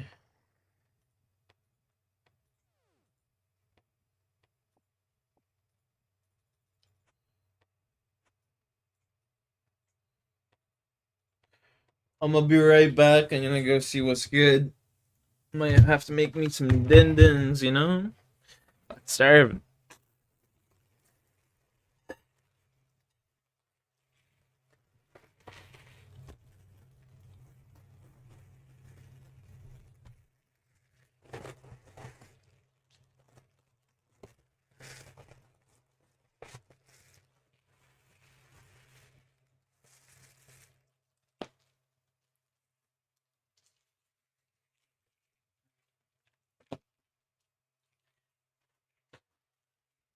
Alright, get going.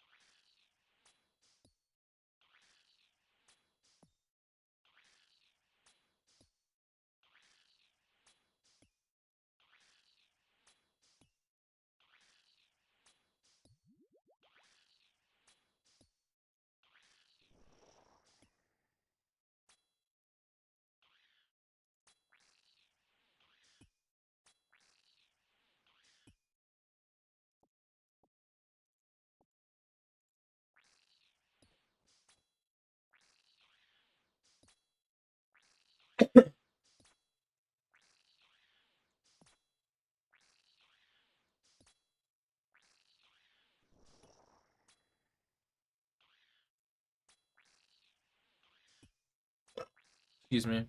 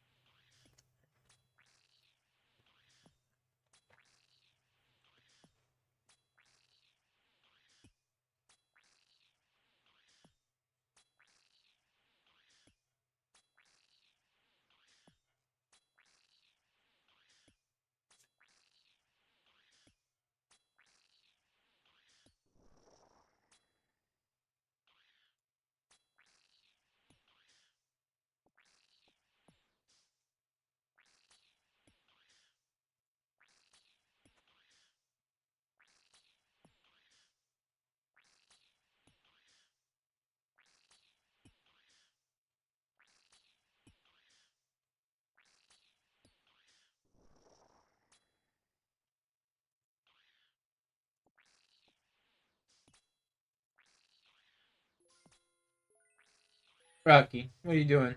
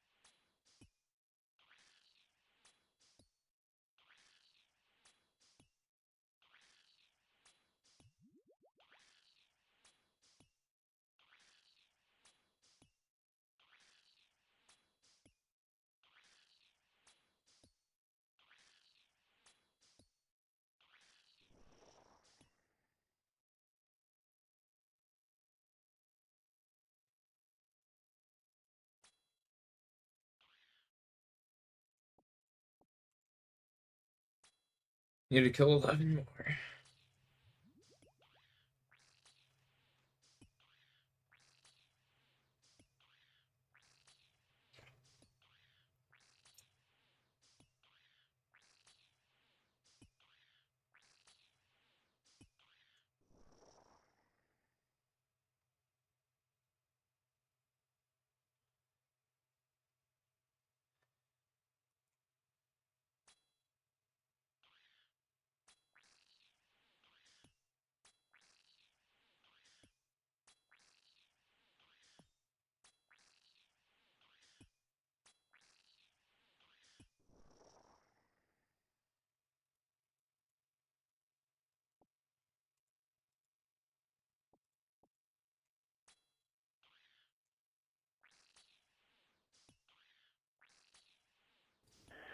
Hey, Stavi, eldest, esteemed guest. I'm a 37-year-old dude, and I got this big question in my head right now. Question in his head. I was dating this girl last year. We dated for about a year. Man, smoke show, nurse, fucking sweet as an angel. This guy's awesome. And then about 9 months into our relationship, something starts happening downstairs in my needle region. From a nurse? That's crazy. 2 months later, she splits up with me, starts dating a dude 2 weeks after that. And I go to the doctor, go get myself tested. Turns out she gave me HSV 1 and 2. The shitty thing about this is when things went down, I thought everything was my fault, so I apologized profusely for 2 weeks.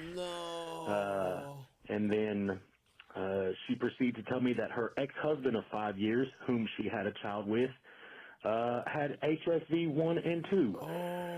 So this is my question: is I'm struggling with if I should like call this lady out hardcore, like in my state, like I could sue her for this. And take legal action. Part of me is trying to figure out if this is revenge that I want or justice. This guy's awesome. Yeah, man. If you were in my situation, what would you do? Appreciate it, guys.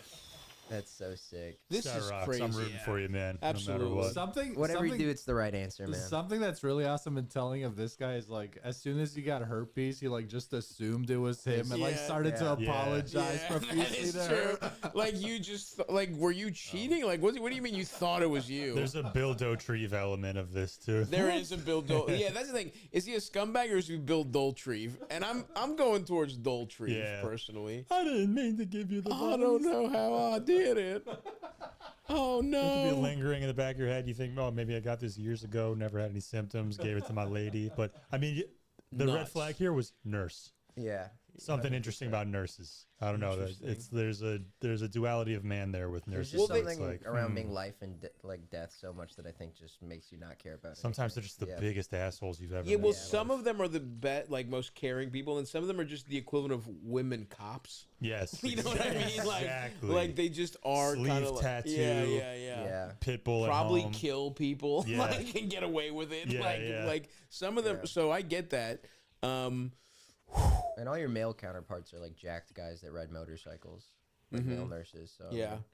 I don't know. They have T-shirts that say like "I'm 8 kinds of crazy" or "fucking don't find out which." They have Facebook T-shirts, that type of thing. Ooh, brother. Be careful of the nurses. Yeah. Now, those scrubs are suing. deceiving. I mean, look, she did do this guy dirty. There's no way around that. That's fucking crazy. You have to tell. Like, you're in a relationship, and I suppose they're just raw dogging this whole time. Is she not taking her Well, it's a meds? nurse, you got to. Yeah, of course. Yeah, she's got. But it's like, does she? Yeah, she's also a nurse. She can't keep her fucking herpes. Like, you know, we've hooked up. Yeah, I know at least me and Mr. McDade have hooked up with women with herpes. We're both clean somehow. You know, we made it out.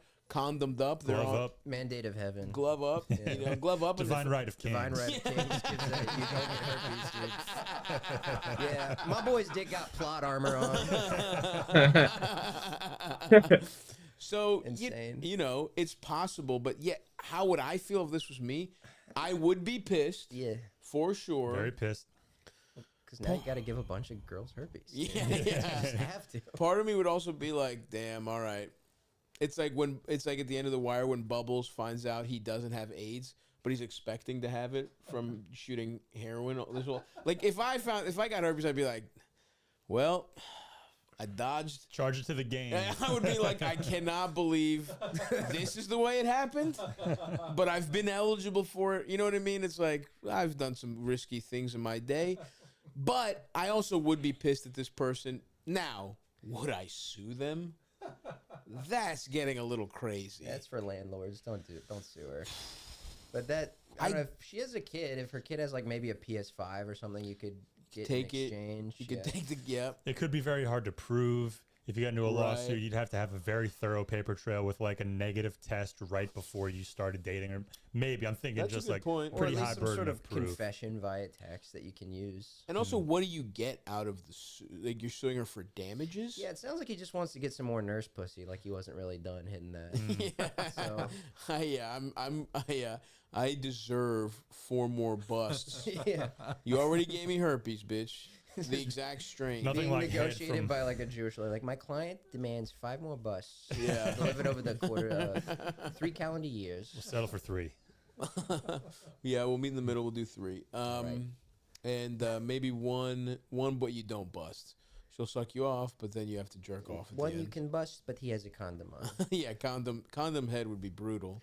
Oh, man. I remember when they like taught that in like Phlebas and like sex ed, where they're like, you can have safe sex orally with a condom. And, like, Crazy. even as a Incredible. 12-year-old, everyone was like, hell nah, dude. Nah, fuck that shit gay dude. as hell, bro. Fuck that. I don't know, bro. I think you need to. You had violence perpetrated against you, but you just need to move. There's no you're going to be thinking about this. You're going to be talking to a lawyer about this. What do you even get out of it? Like, you sue this woman for what, a couple grand, and then how much do your lawyer fees And then cost? there's a discovery phase where they dig into your shit, and who knows? But it's like there's I don't know. I mean, this is crazy. To sue over getting herpes is fucking nuts. Yeah, you might She's just a dumb bitch. Something and you gotta tells move me, forward. based on your voice, whatever they find in your past will not be helping your case here. Yeah, he does sound like an awesome guy. He sounds fucking cool. If you feel like you got a real strong case, I don't know. It's hard. Yeah. This one, it feels like forgive and move on. But if if someone did this to you, you got to live with it the rest of your life. Yeah, you'd be You're pissed. telling this to I every partner. want to get a little maniacal. I say, yeah, go for it if it's not too big of a push. If it's, hey, it's in the law for a reason, right? Yeah. So It really Sure. just depends. The law has never been wrong. I would say it all hinges upon like this guy that she moved on to. What's his deal? If he makes you feel inferior as a man, go scorched earth. Well, but it wasn't even that she moved on, right? It's like she had herpes the whole time. Her ex-husband had herpes. She Yeah. had herpes going into this, and she never told him. That for And the it's not tip. even like I No got worries, gave brother. him herpes fresh. Yeah, fuck She paying the for the whole Steam fucking version. time It's she had herpes. ridiculous. Don't do And that. so I don't know. Pretty It's maniacal. she is a maniac. Actually, she is one of McDade's maniacs. Oh, never do that, bro. I'm here for you, what man. do Helping get you out of it? Do out. you just want Go, a public you know record, it. You an know it. apology? Do you want this bitch to just be in the mud? Like, She has to make the phone call for you whenever you're dating a new woman. It's like, hey, just to let you know, he has herpes. I gave it to him. Yeah, because I'm a My bitch. fault. I'm a dumb bitch. That would be cool. Yeah, that'd be sick. So look, how about this? As maniacs, talk to a lawyer, see what it would cost. But also think about what you even get out of this and is it worthwhile? Because right now, it sounds like this is fucking insane. Let's step back for a second and think about some girl gave me herpes. I'm gonna sue you, bitch. Wait, are you playing on what are we plutonium? fucking talking about, guys? If you're You playing on think, like, a bad thing plutonium happened to you, and you you're just getting tab it out of back? your game, you have a high chance of crashing. If you're playing on plutonium and you tab out of your game, you just have a really high chance of crashing. And period. Same with on Steam. So what you should do is you should download this thing called Borderless Gaming.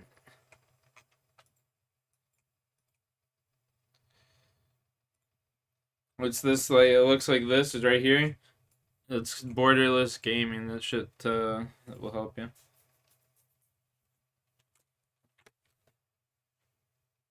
Hey Rocky. Hey bud. That was my boy.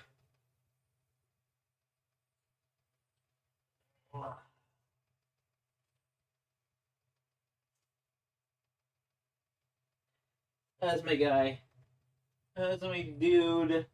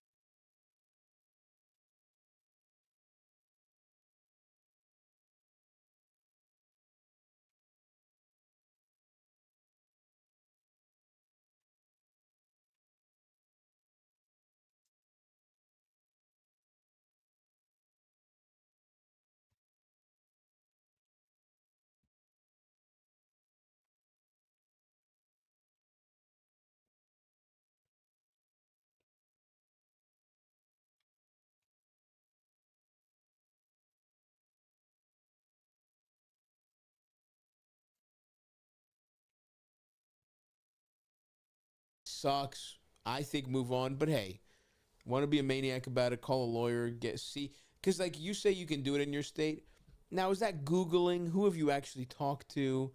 He's like, yeah, some guy at the bar told me I could sue this man. Exactly. So a lot lizard told me that. Who I thought I got herpes from, told me that I could sue him. Yeah. I said go Southern Justice. Just wait till her kid has like a milestone event, like graduating kindergarten, and on Facebook just say this bitch gave me herpes. Right underneath the post. Let the court of public opinion deal with it. Open it up to the floor. Sneak into the hospital where she works. Kill a couple of her patients with insulin injections and then frame it on her.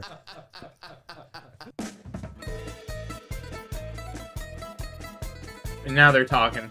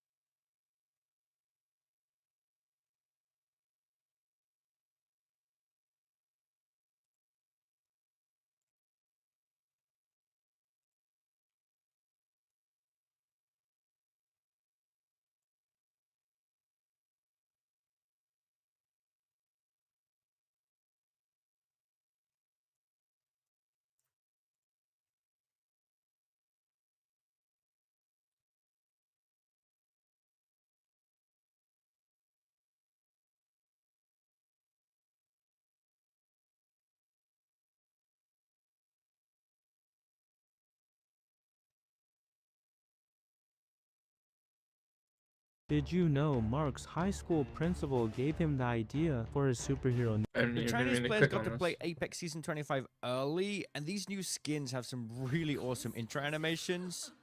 Is Alter with some kind of detonation device. Looks like a little bit like Venom.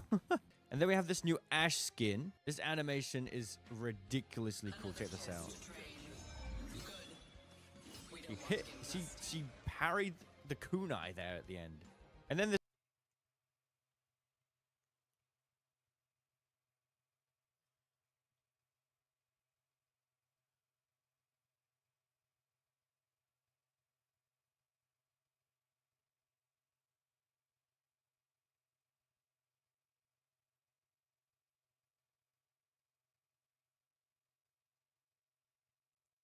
What's up, everyone? It's Fuzzy. Welcome back to yet another MLB recap. Tempers flared in the Tigers and Angels game yesterday. Zach Neto and Tarek Skubal, they were barking at each other. And then later in that game, Riley Green, he did something that no one has ever done in the history of baseball. The Boston Red Sox and the New York Yankees are getting rewarded big time for handing out some risky contracts, to put risky in air quotes, because 31-year-old Alex Bregman, he was known as a juice ball merchant. Goldschmidt, he was going into his age 38-year-old season. Both of those contracts have been 10 out of 10 so far. Fernando Tatis Jr., ouch, he got hit by a pitch, and look at the instant welt, the instant swelling. That does not look good at all, but we do have an update on him. Damn. Yoshinobu Yamamoto, he's been worth every single penny of that mega contract. He's been disgusting since he got lit up in his first playoff start last year. PCA, Pete Armstrong, he teed off for 2 more home runs. He's 23 years old. He's on pace for a 10 wins above replacement season. And also another update on Joey Gallo. He learned a slider. He might actually be doing it. He might just become a pitcher. So we'll talk about all of that and more in today's MLB recap. And guys, don't forget that recap is brought to you by SeatGeek. Save yourself 20 bucks off baseball tickets, concert tickets, anything that you can think of using code Fuzzy on SeatGeek. And also, I know some of you guys are NBA nerds as well. If you download Underdog Fantasy today, they will give you a free Jokic pick'em. All you have to do is download it,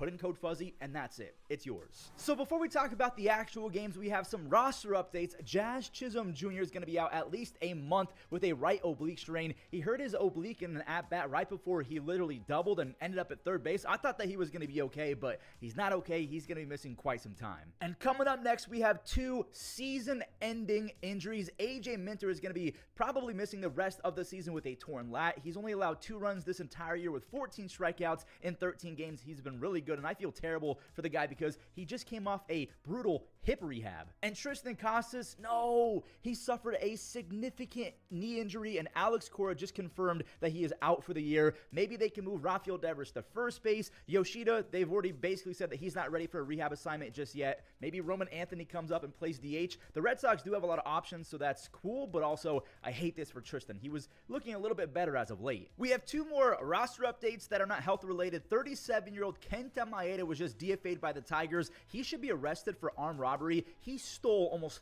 $25 million from Detroit in 120 innings with them, so over 2 years, that's not a lot. He got destroyed for a 6.2 ERA. In my opinion, he should give that money back. Okay, obviously not. He earned that contract, but man, he stole it. And then the Reds just sent down the 28-year-old nasty reliever Alexis Diaz down to AAA. He's allowed 8 earned runs and 4 home runs his last 3 appearances. He also has a near 5 ERA since last season, and an awful combination, by the way. He's walking more and striking out less. Yeah, you're probably going to have to go down to AAA for a reset, buddy.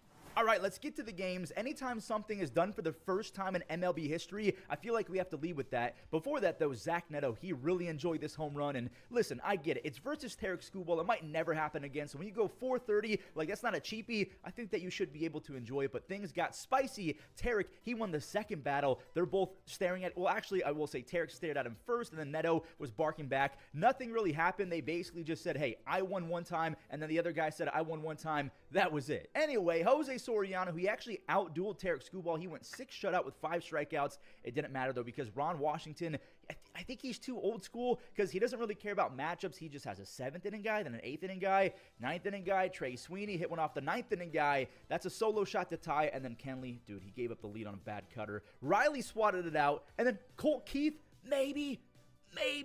They go back-to-back. The Tigers take the lead with some loud noises, and they're not even close to being done. Javi, he can do no wrong over the last few weeks. That's 3 straight games with the home run. He's batting .300 on the year. Riley, his second of the inning. You all just witnessed MLB history. Riley just became the first player ever to have 2 home runs in the 9th inning. The Tigers are soaring at 21-12. The Halos have lost 7 in a row. Honestly, what's the point? Seriously, what's the point for the Halos? Please trade everyone. Give up already. This is so bad.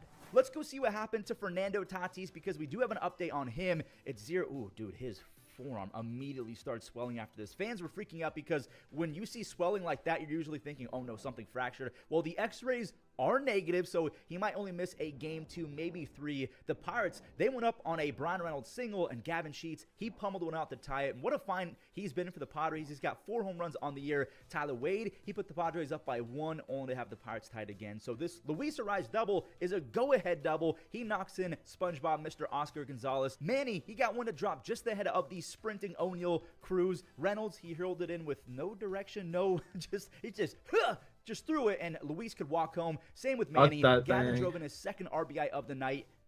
Wait, do our eyes deceive us? Adam Frazier? He just went yard.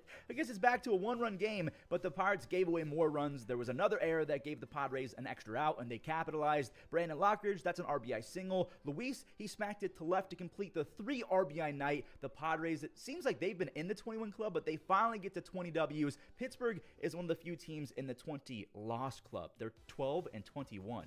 Seattle mashed their way to being 1 win away from 20, and they did it against the Big Brother Rangers, so this had to have felt extra good. Look at Brandon Williamson. This kid can play a mean hot corner, and this was mean too. Cal Raleigh, he blasted off for a mammoth 432-foot home run, his 11th of the season. He's got the home run crown. He leads Major League Baseball. And I think he just... Are you serious? His 12th home run extends his lead. And by the way, it was a grand slam. He's up to 23 RBIs. And also, I just saw this.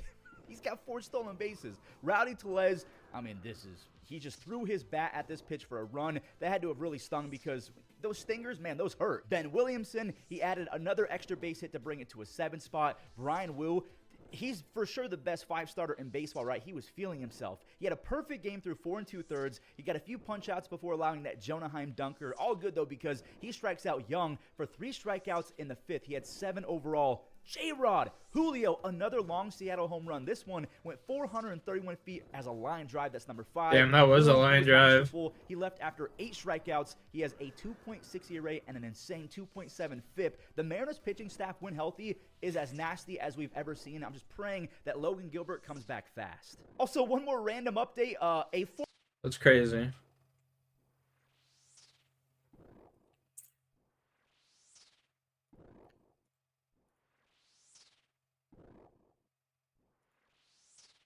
You're not in any trouble. We're not looking to make things worse. Here, I'll keep my hands free. No, listen, don't be afraid. We don't even have to go in the apartment. Just come outside and talk to us. Honey, listen, you're not in any trouble.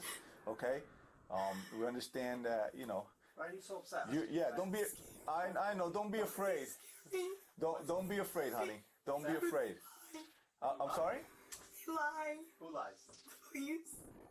It's nearing 11 p.m. when Waterbury police arrive at the home of 37-year-old Shannon Gritzbach on November 1st, 2022.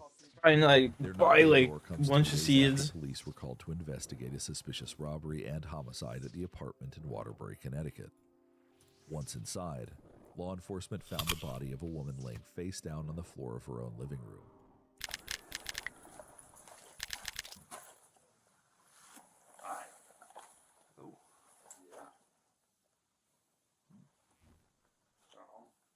The door was unlocked?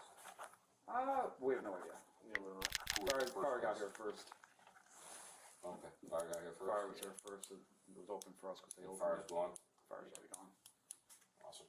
Yeah. You didn't pull or roll or anything? We rolled it. So the fire department. Yeah. What was on her face, anything? Yeah, it's like this weird sweatshirt thing that's wrapped around her face. The other side, kind of say it goes in her mouth. Petite, anything like that? She's got lividity down there, but her eyes are kind of rigged shut. How long do you think? It's 12 hours. So, let me ask you this then. That thing that's wrapped around her neck. Wrapped around her neck like choking, or? It's like, I mean, we just rolled it briefly, but it looks like it goes into her mouth. Well, you can see it's around here too. Yeah. It looks like a sweatshirt or something. It looks like more in her mouth than around her neck. Okay.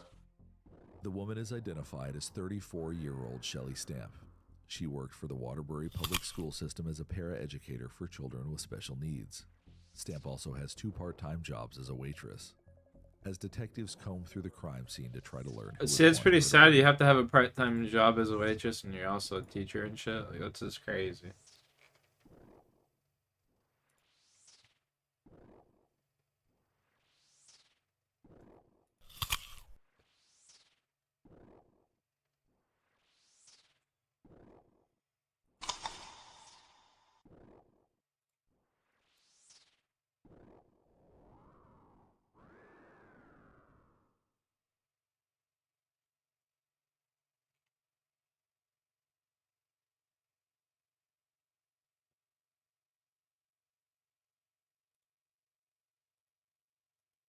That's my 2,000 for them right now. Yeah, that's crazy. I was getting $3,000 per fucking seed earlier. That's who nuts. spent her days teaching kids with special needs, they discovered that the circumstances of her death appear strange. I have no idea what happened. You said so many keys were found outside too? Yep. And they were found keys yesterday outside in the... And no one thought to check on it until today? Apparently not. Right. Go out there and see if you can find anybody that knows her family member first. Who came in here and found her. It was, I think you said it was brother. Alright, let's see if you can find that person. Yep. Detectives knock on doors and gather information about anything residents thought seemed out of the ordinary in the last 12 hours. When a crime takes place in a densely populated building like an apartment complex, there is potential for investigators to find multiple witnesses to a crime. Sometimes, witnesses can break a case wide open, and other times, they lead investigators in an unexpected direction. I don't. What's up? Do you know the short Spanish lady lives over here? Oh, bigger. Yeah, I was just getting ready to come out to talk to you guys. Oh, okay. But you guys found the keys? No, it wasn't it. It was the neighbor downstairs. Oh, And it's she the person was the one who downstairs. found the key. Oh, okay. But we have something else too. Cause it was weird. She texted me in the middle of the night. This is the camera. They have that blue bag downstairs. Who does? The Spanish lady. Yep. Okay. At this point in the investigation, there's no telling whether the couple's account will lead law enforcement to their suspect, but detectives are ready and willing to listen. I came last night. It was late, so someone would park on my spot, and I beep so they could move because the park there is my spot. And he told me, "Oh, I can't move because I don't have gas on the car." But that was the person that I never seen before here, and she couldn't move the car, so I took another spot and I came here. So she was like beeping her home, like for someone to come out, and nobody came out. So she was there for a long time, and another girl came, but the girl that came from behind, like I don't know, she came from the bushes, and when she came out, the girl in the car wasn't there. She already had left. What was that unfamiliar woman doing outside the apartment complex? If she didn't live there, investigators wondered if she might have been waiting on someone who did. The girl left, both of the girls left, and they left a bag, a blue bag. Investigators hit a bump when the witness the couple upstairs referred to as the Spanish lady doesn't speak English. Luckily, another resident of the complex is willing to translate. You found the keys? ¿Tú encontraste las llaves? Sí, yo encontré las llaves ahí, estaban tiradas de este lado, con una ropa como tirada en el piso, y yo venía y la cogí y la tiré ahí. Y le dije a la muchacha de arriba, ella tiene el video y todo. La muchacha de arriba, Adriana, tiene el video y todo de anoche.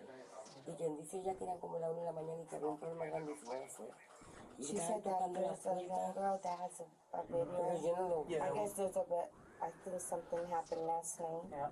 And she said that she found that girl's keys there with a bunch of clothes, and then she put it up there. Sí, pero yo no vi la llave, yo la encontré esta mañana cuando saqué la basura. She said she found the keys this morning. Okay. What did you do with the keys and the keys in the bag? What did you do with them when you found them? ¿Qué tú hiciste con las llaves y la bolsa? Cuando yo me levanté por la mañana, yo miré, pero era muy oscuro. So, yo no quise salir, eran como las 9, entonces yo miré afuera. Entonces fui después cuando boté la basura y miré el de esto, el bolsillo, lo traje para mi casa. She said that when she saw the bag with the clothes and the keys, she brought it to the house. Yeah. Okay. To your house? Sí, yo lo traje para mi casa. Are they still in there? La ropa y las llaves están ahí? Sí. In the end, the detectives get their message across, and the witness hands the mysterious blue bag over to detectives. Y estaba eso también, y yo me voy a quedar con ella porque es tan bonita. Okay. I like you. Right here. Thank you. No problem. Okay. That's everything that was in there? That's it.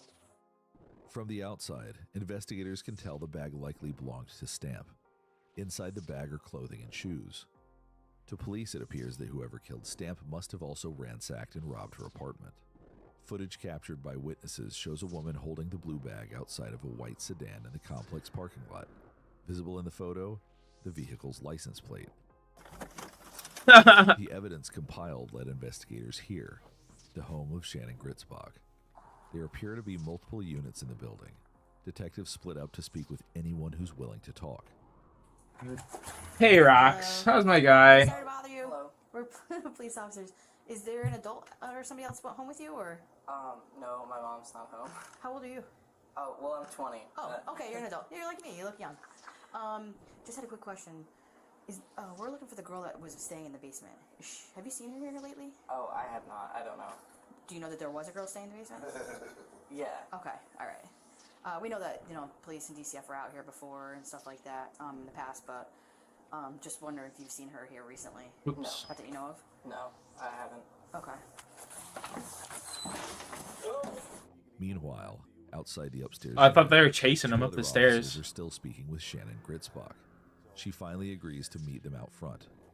Based on Gritzbach's behavior, they believe she may have some of the answers they're looking for. We're detectives and investigators from the Waterbury Police Department. Our word, if we tell you something, Where? We're Waterbury, okay? So listen, you're not in any trouble, okay? I don't think I've done anything, especially in Waterbury, so. But I just want you to know how important it is for you to talk to us about certain things, okay? Just because we don't want it to escalate and we don't want you to put yourself in a position that you shouldn't be in, okay? We're talking to you more as a witness, as opposed to a suspect, okay, so to speak, okay. Sometimes people put others in a tough situation, but it's up to you to kind of get yourself out of it, okay. Tell me what's going on. Yeah. Gritzbach tells police she's struggling with active drug addiction and awaiting a bed at a local rehab program, but she doesn't appear to have a public criminal record. I said the first thing I do is like steal a muffin from the gas station. Listen, we're not. Go old if they don't sell it anyway. We're not worried about that. We're not worried about that. We're not worried about anything other than. We're just worried about the lady you murdered. What we kind of talked to you about. We're not worried about any narcotics or anything. We do wish that you get help, and maybe we could. For yourself, for your kids, and because your kids need you, right? And don't allow someone to put you again in a spot that could jeopardize that. For now, Gritzbach is considered a witness, and investigators already have an idea of who their prime suspect might be. They just haven't been able to find her. Waterbury police are looking for a woman named Heather Anderson. What the the used to reside fuck? with Gritzbach. Anderson is a repeat criminal offender in Waterbury and a known drug user. Her public rap sheet dates back to 2016, when she was charged with larceny. In 2018, Anderson was sentenced to a year in jail for possession of cannabis. When she Get the violated fuck her outta probation in here. 2020, she was sentenced to 10 more months in jail. Now, police are hoping to speak with her about a much heavier offense, murder. So, do you remember the last time? Oh, I didn't know what you're talking about. I know what you're talking about. I wouldn't let her in my car. Yeah. So Away from my car. So listen. Away from my car. So those are some of the things that we would like to talk to you about. That's all. Yeah. Because again, I don't know where she is though. Yeah, She's that's a fine. thief. She's not allowed here. She's a thief. I've caught her stealing from me 2 times. Okay. And then the other night she was getting changed. I let her take a shower here. She got my daughter's bra on. And my daughter left in the dirty hamper in the bathroom. Okay. I'm like, are you kidding me? Law enforcement eases Gritzbach's concerns and asks her to head to the station with them to answer more in-depth questions. She agrees. Yeah, that woman is so disgusting. She came back to my house. You're talking about The robber. Okay. Heather. Yep. And I felt bad for her because she didn't know where to stay. Mm-hmm. She's when I met her, I wasn't really taking a shower in a while. I was kind of slow. Okay. Mm-hmm. And I let her sleep in my basement. Yep. Because she had stolen stuff from my house. I had a camera in my bedroom. Okay.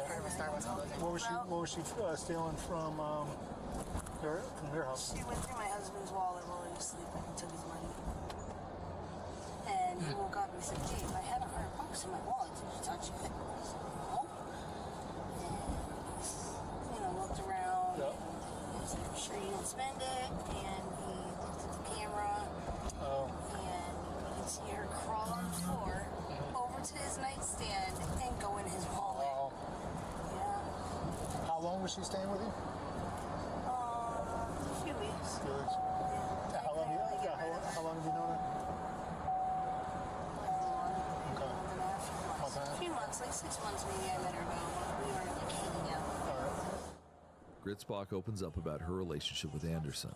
Apparently, Hanging out Anderson is means no doing longer staying in her drugs. basement, and the two haven't seen each other since Gritzbach dropped her off in the neighboring city of Hartford several days ago. 2 days later, on November 3rd, police finally tracked down the basement dweller they've been looking for. After all this time, she's been hiding in plain sight. Heather. Stop. There's a warrant for your arrest. Stop. Stop. Put your hands behind your back. What? Stop. Look at me. What? You're not going to overcome for us, so just stop. Yes. For what? Yeah. Stay back. There you go. What? Here, take the purse off her so you lock it on her hands. Thank you. For what? There's no What reason did I to do? Oh, what did I do? Go a little lighter, hon. What did I do? What did I do? What did I do? No. Do you have anything sharp on you? Yeah, we're gonna No, be going I through your did pockets real not. quick. Crack pipes? Yeah, just them. Here, put her on her first. Detectives put Dude, the you pipes should found not in be Anderson's reaching in that chick's pockets with person her in her gloves on or bag, something. But the paraphernalia charge is the least of her worries. What did I do? You have a warrant. We're gonna go talk about it. Okay. Is there a PGA? Is it like, is there a bond? What's the, like? We'll talk at the police department, okay? This is crazy. He looks like a fish.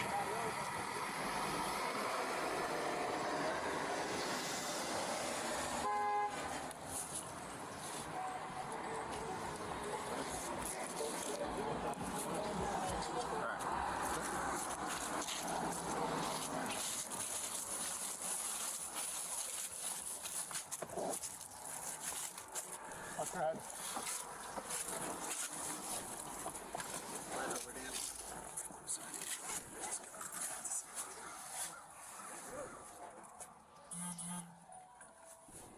That should really be. Never mind. On the way to the station, I was gonna say I should be using the scorching bow, but police no had point. evidence I want for to train my going in and out of magic. Stamp's apartment complex for over an hour.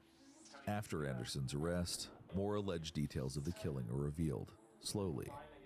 On the evening of October 29th, Shelley Stamp had just left her serving job and returned home to the apartment complex where she was living. That's when Anderson saw her outside. Anderson likely saw her as an easy target and followed her inside. According to the prosecution, her intention was to rob Stamp for however much cash she had on her. But Stamp put up a fight. The two got into a physical altercation that left Stamp injured. Prosecutors said Anderson then strangled Stamp with her own sweatshirt and stuffed part of it into her mouth. The medical examiner determined that Shelley Stamp died from either strangulation or suffocation. Camera footage obtained by police showed Anderson leaving the apartment with Stamp's blue bag of shoes, her wallet, and a container of leftover spaghetti. As far as the cash that made Stamp the random target of such a brutal killing, $70 was all she had on her. Anderson allegedly used the money to buy drugs. Bank statements show that one of Stamp's credit cards was used at a gas station. Stamp's debit card was also used after her death at a Burger King in Hartford, the same city where Gritzbach told officers she dropped Anderson off. A week later, on November 7th, police are looking for Shannon Gritzbach again, and this time, it appears they have a warrant. Hello, Shannon. Shannon's the police department. You here?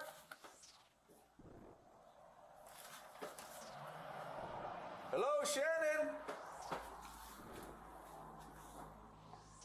Shannon, you here? Hello? Shannon's the police department. You here? Hello? That's when police enter the basement for the first time, the place where Gritzbach claims Anderson had previously been staying. Hold it on.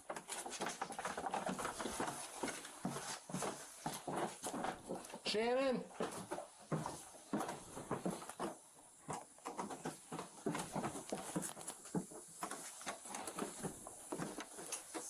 Jesus. Shannon, you down there?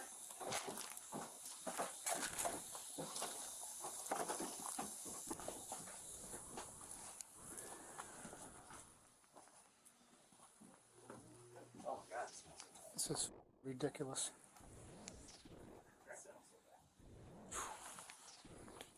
On the table, officers can see tinfoil and what looks like a small bottle of alcohol. It appears that whoever was living down here was using the space to do drugs. Because Anderson and Gritzbach are both combating addiction, it's hard to tell who might have been down there last. So we talked to the tenant in the first ward. She doesn't know where she is. I gave her my card to call. Oh, okay. We went down to the basement. Oh, that door was open. It was, it's like, I don't know, someone broke in or. Wouldn't know what was missing. The basement was worse than what I believe. This handgun?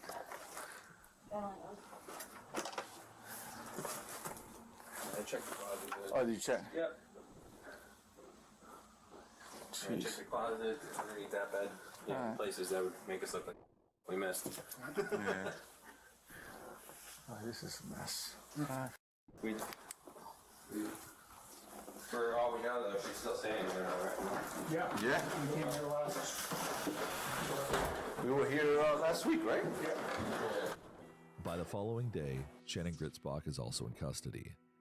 Investigators learned that the unfamiliar woman who one neighbor saw waiting in her car outside, the woman who claimed she couldn't find a new parking spot because she didn't have enough gas, that was Shannon Gritzbach, the getaway driver.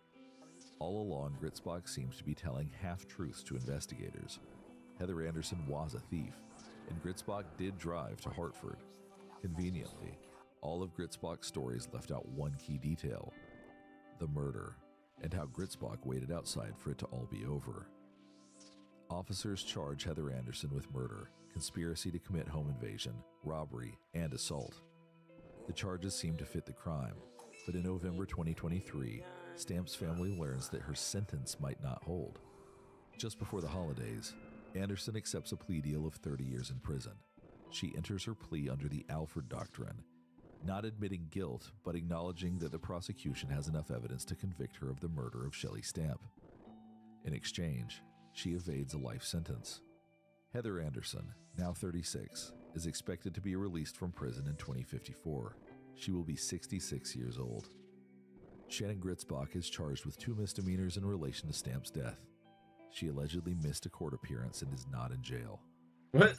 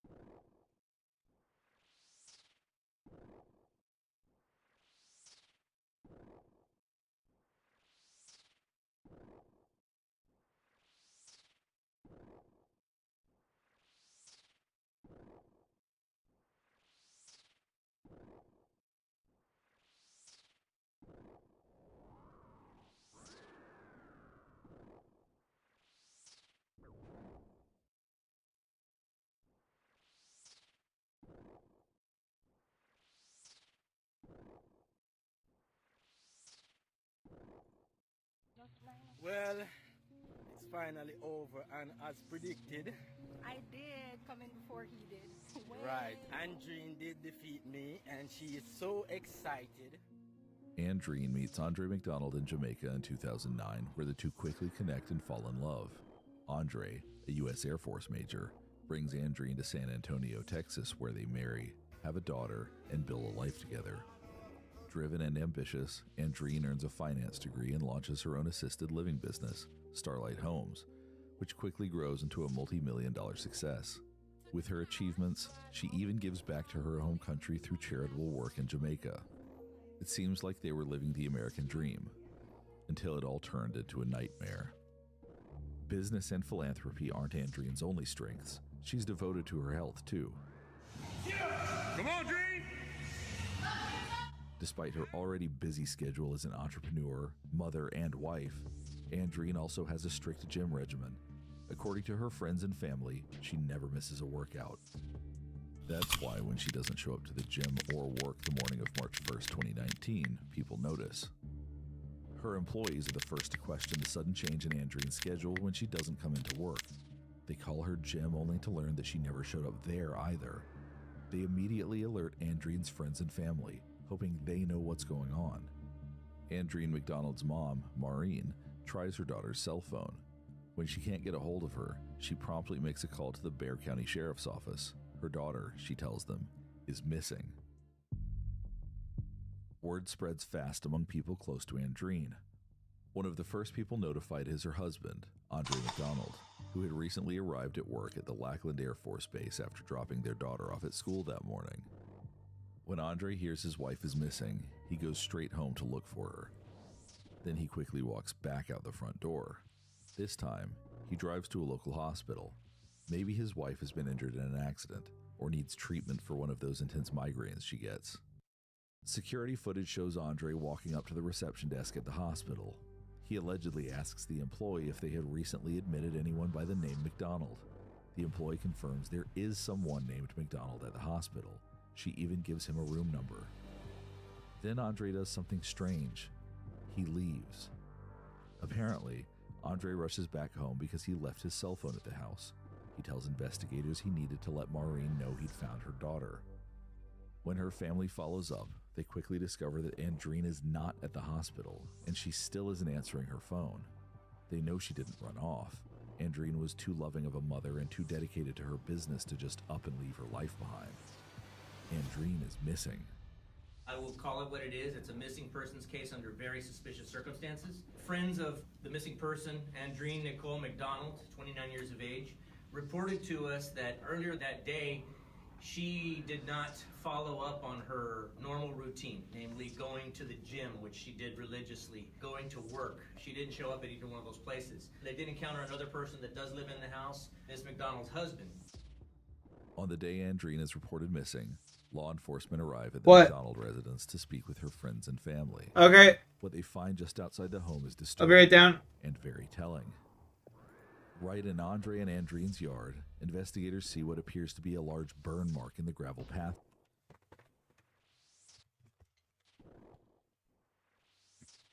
Hey, hey, hey.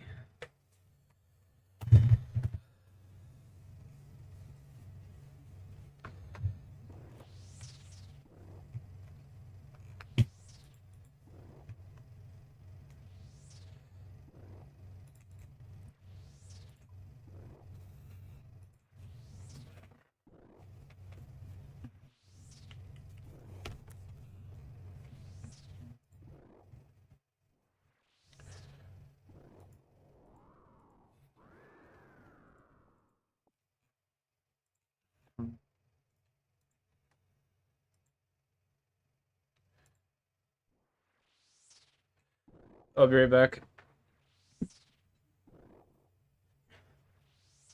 Hey, Rock.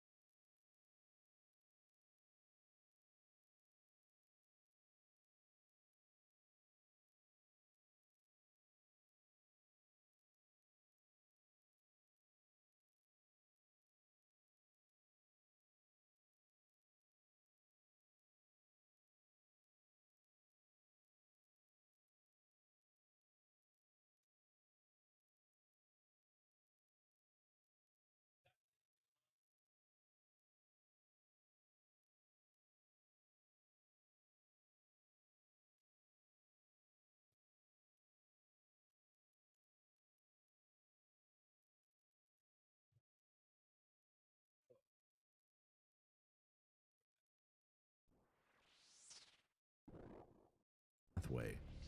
Nearby, they also find several items that look to have been burned. They have a few simple questions for Andre McDonald.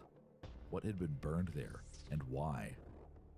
And where does he think his wife disappeared to? But he isn't talking. Deputies came to the location, spoke to Mr. McDonald as well, and we weren't able to get very much information. In fact, Mr. McDonald asserted his rights and retained the use of an attorney. What we can tell you about this is the circumstances surrounding it are somewhat troubling to us. There is literally no sign of her anywhere. What we do have in our possession is her purse, her wallet, her keys, what we believe is her cell phone. It's possible that's an older cell phone. Anything that typically you would expect somebody to take with them if they were going to be leaving. Luckily, Andrine's friends and family fill investigators in on what had been happening in the days and weeks leading up to her disappearance. On February 16th, Andrine had thrown Andre a party for his 40th birthday. People close to the couple thought they seemed to be getting along, which was great news given their complicated history. Through their investigation, Bexar County detectives learned that not all of Andrine's trips to Jamaica revolved around philanthropy. Some of them were for love, but her husband didn't know that. Not until the summer of 2018, when Andrine came home from Jamaica with 2 new tattoos. One was the initial A tattooed on her hand, the other a very specific date. Andre became suspicious and decided to do some digging. In a social media search, he discovered that one of his wife's ex-boyfriends had the same tattoo. And just like that, the deep meaning behind Andrine's new ink is revealed.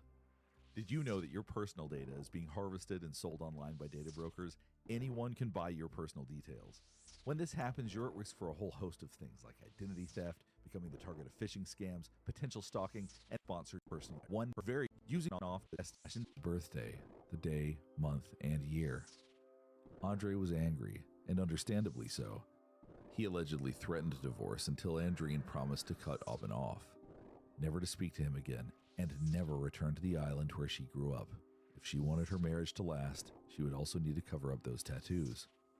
She agreed, and by Andre's 40th birthday, the power couple was back to normal. Or so it appeared. But a closer look at text messages exchanged between Andre and Andrine the evening before her disappearance tell investigators a different story. Apparently, Andre discovered that his wife had opened a new business without his knowledge, which caused a heated argument between them. He later told law enforcement that he left the house the night of February 28th and went to a gas station to cool off. Security footage from the gas station corroborated his story. While he was there, the couple continued to argue via text message. In one text, Andrine even threatened divorce. Andre told investigators that he returned home after the gas station and didn't see Andrine for the remainder of the night. He said he believed she was sleeping in a separate room. By the next morning, Andrine had vanished. The story of the alleged affair, along with the strange burn evidence found outside the McDonald home, leaves detectives with a chilling notion of what might have happened to Andrine McDonald. Right away, they begin working to execute a search warrant on the rest of the residents and the vehicles parked outside the home. In the meantime, they are determined Rocky, you're the devil, dude. And turn suspect out of their sight, especially because Andre is done talking to them. He's lawyered up, and detectives aren't getting any more details out of him. Early this morning, surveillance was set up on the residence. They observed Andre McDonald, our investigators observed Andre McDonald get into one of the vehicles, depart the location.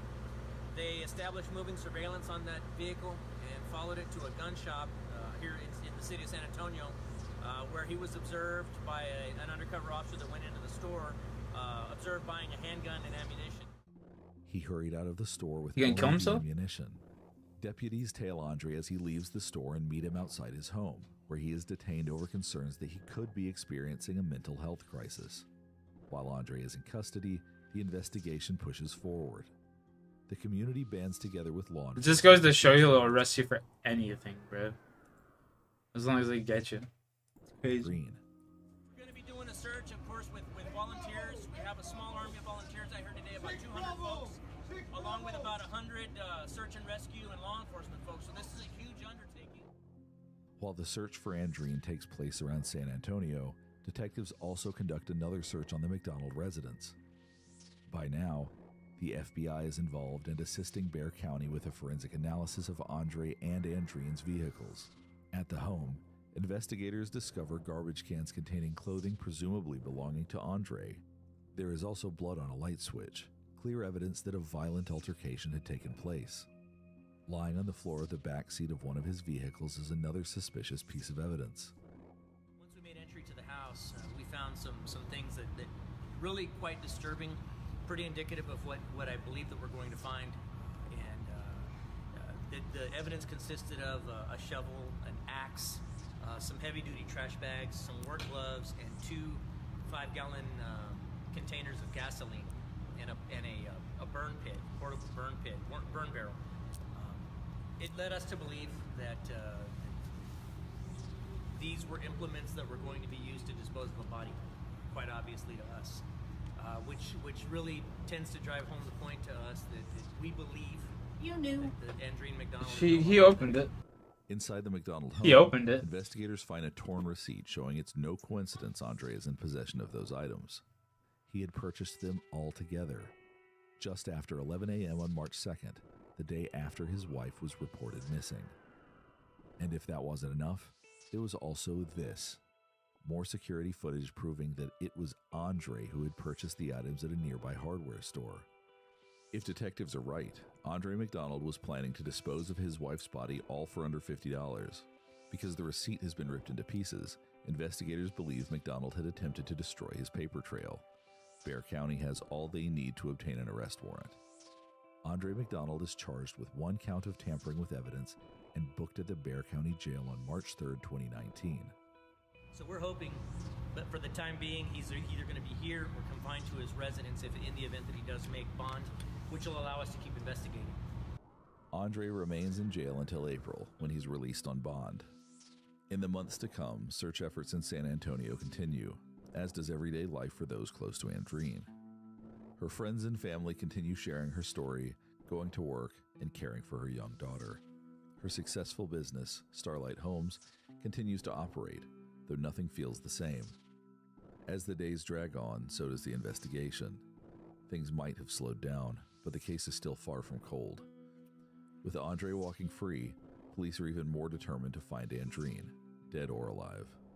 In early April, investigators get a call that human remains have been located off of Highway 211, approximately 50 minutes from the McDonald residence. This afternoon, about 3 o'clock, we received a call that there had been a hiker out in this area. Relax. Walking through the woods, through a wooded area, and happened to Alright. believed to be human remains. He called for deputies to arrive. Relax. I'll open the door. Once they arrived on scene, looked at the remains and determined that they were most likely human remains based upon appearance. Heavily burned human remains.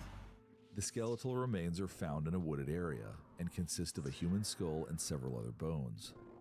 The fact that the remains were heavily burned leads investigators to wonder if it could be Andrine who the hiker stumbled upon. The medical examiner is on scene right now. They will be taking possession of the remains. We will be keeping possession of this crime scene throughout the night. And then tomorrow morning, bright and early, we will resume the crime scene search of the area, utilizing the FBI's CSI capabilities, and then, of course, the rest of PCSO CSI. By the following day, the medical examiner's office reports that there is a major height discrepancy between the burned remains and Andrine. Andrine was tall, but the bones found off Highway 211 belonged to a woman closer to 5'2". The medical examiner is confident that the skeletal remains do not belong to Andrine McDonald. It's a sigh of relief for one San Antonio family. Can they do a DNA test? One of despair for another.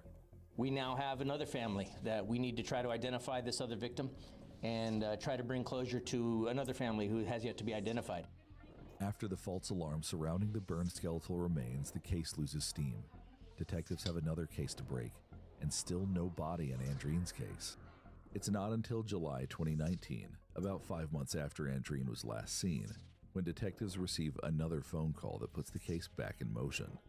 A man looking for cow bones on Speck Road, about 6 miles north of the McDonald residence, stumble upon some bones in the brush off the side of the road. But they didn't look like animal bones to him. Investigators secure the scene, just like they had done a few months before. But this time, the autopsy results aren't so surprising. The medical examiner concludes that the remains belong to 29-year-old Andreen McDonald. Andreen's cause of death is determined to be homicidal violence, including blunt force trauma. Proud to be bringing the case to a close, Sheriff Salazar wastes no time in telling the public who is charged with killing the millionaire mom for whom so many Texans spent months searching. Good afternoon. Thank you all for coming. It feels good in a certain sense to say it, that the search for Andreen McDonald is officially over. We found her. Here a few minutes ago, we took Andre McDonald into custody for the offense of murder. He's been placed under arrest and is now, as we speak, at CID, speaking to deputies. 4 years later, in 2023, Andre stands trial. His plan is to plead not guilty, claiming self-defense. And it might have been believable. After all, Andreen never missed a day at the gym. And she was strong. She could deadlift upward of 300 pounds. But Andre was strong too. He'd undergone intense training as part of the US military, and when the couple had their fight at the end of February, he was angry. Despite his plea of not guilty, the mountain of evidence against him made many people confident that Andre would be found guilty. Then, 3 days before the trial was set to begin, Andre McDonald drops a bomb on Andreen's family and the prosecution. He has a new story to tell. Andre allegedly told his mother-in-law Maureen and his sister-in-law Cindy that the argument he and Andreen had the night of February 28th turned physical. According to Andre, he used his foot to get Andreen off of him, stomping her. He admitted to killing his wife. But at trial, he claims it wasn't murder. Experts on the stand tend to disagree with him. They deny the plausibility that stomping Andreen could have caused the fatal injuries to her skull. Multiple forensic experts believe Andreen was bludgeoned to death with a blunt object. One forensic scientist with the Bexar County Crime Lab also notes that the hammer inside the McDonald's home had Andreen's blood on it. When Andre takes the stand on trial day 6, he has a ready explanation for that. Plan then was to just hit this body, the wife of your child, with a hammer. That was part of your plan. My plan was to hit the person that basically, in my opinion, caused this whole circumstance. And I was pretty upset with that person at that time. You thought it was her fault, right? It's absolutely her fault. Other disturbing evidence comes out at trial, like the way Andre dumped Andreen's body in the brush. She was stripped of her clothing, burned, and abandoned. You go to Speck Road and you locate where you dumped her body. She's still naked? I'm pretty sure she was. You were there, sir. Was she still naked? Yes, sir, she was. What did you do with the gasoline?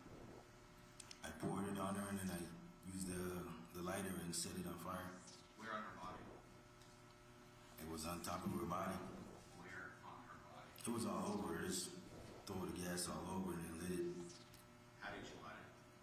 I used the lighter with a piece of paper and then threw it on her. After Andre's chilling testimony, the jury deliberates for 13 hours.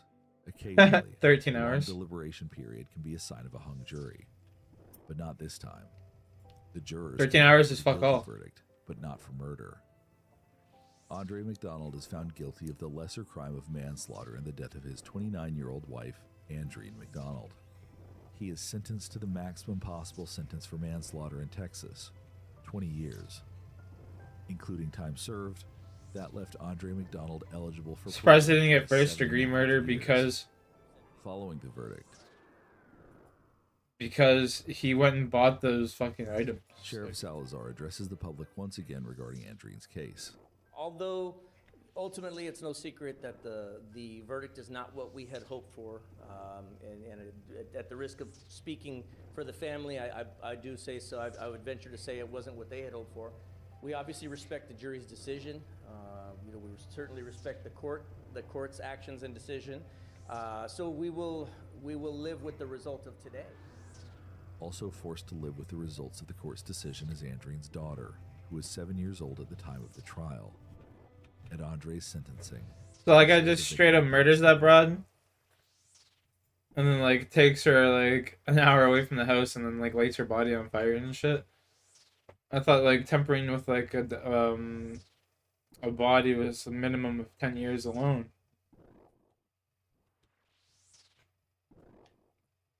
That's crazy.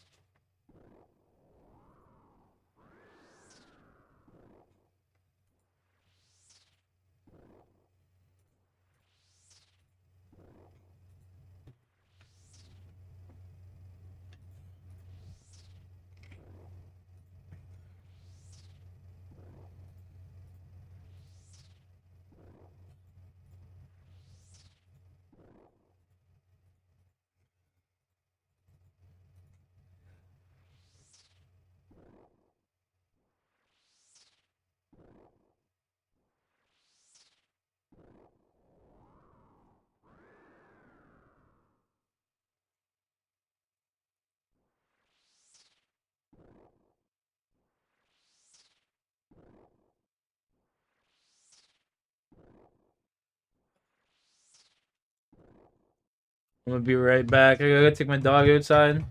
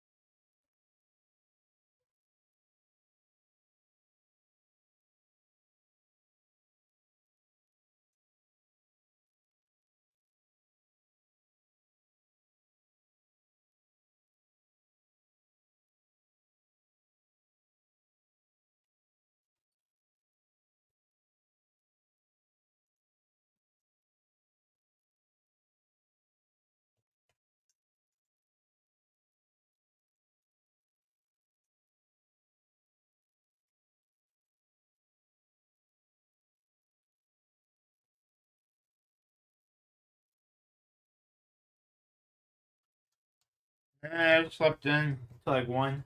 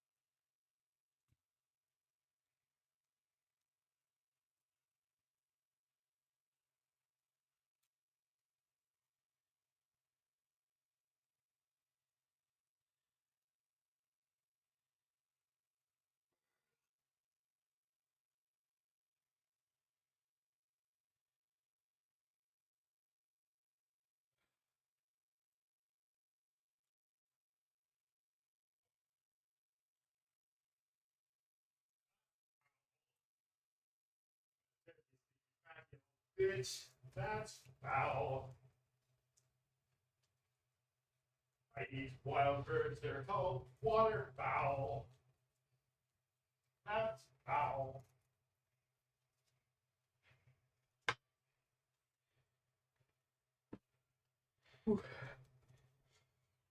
Hey, asshole's on fire, boy. Yeah. Nice. You eating that much rice? Not all at once. No, not all right now, but I'll fucking eat it all eventually. Oh, yeah. You know what I mean? Here's it. Respect, bro. Yeah. You're doing math, eh? Well, basket. I don't need it right now. It's just you're saying you're doing math. Yeah. Okay, I'm just making sure.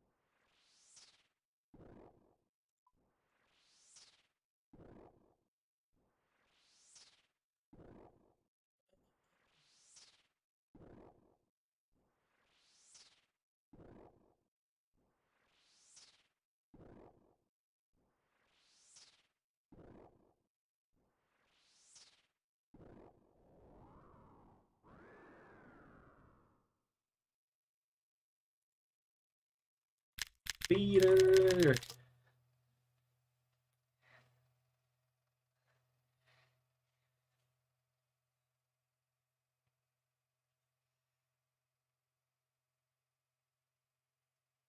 Alright, chat. I'm bouncing.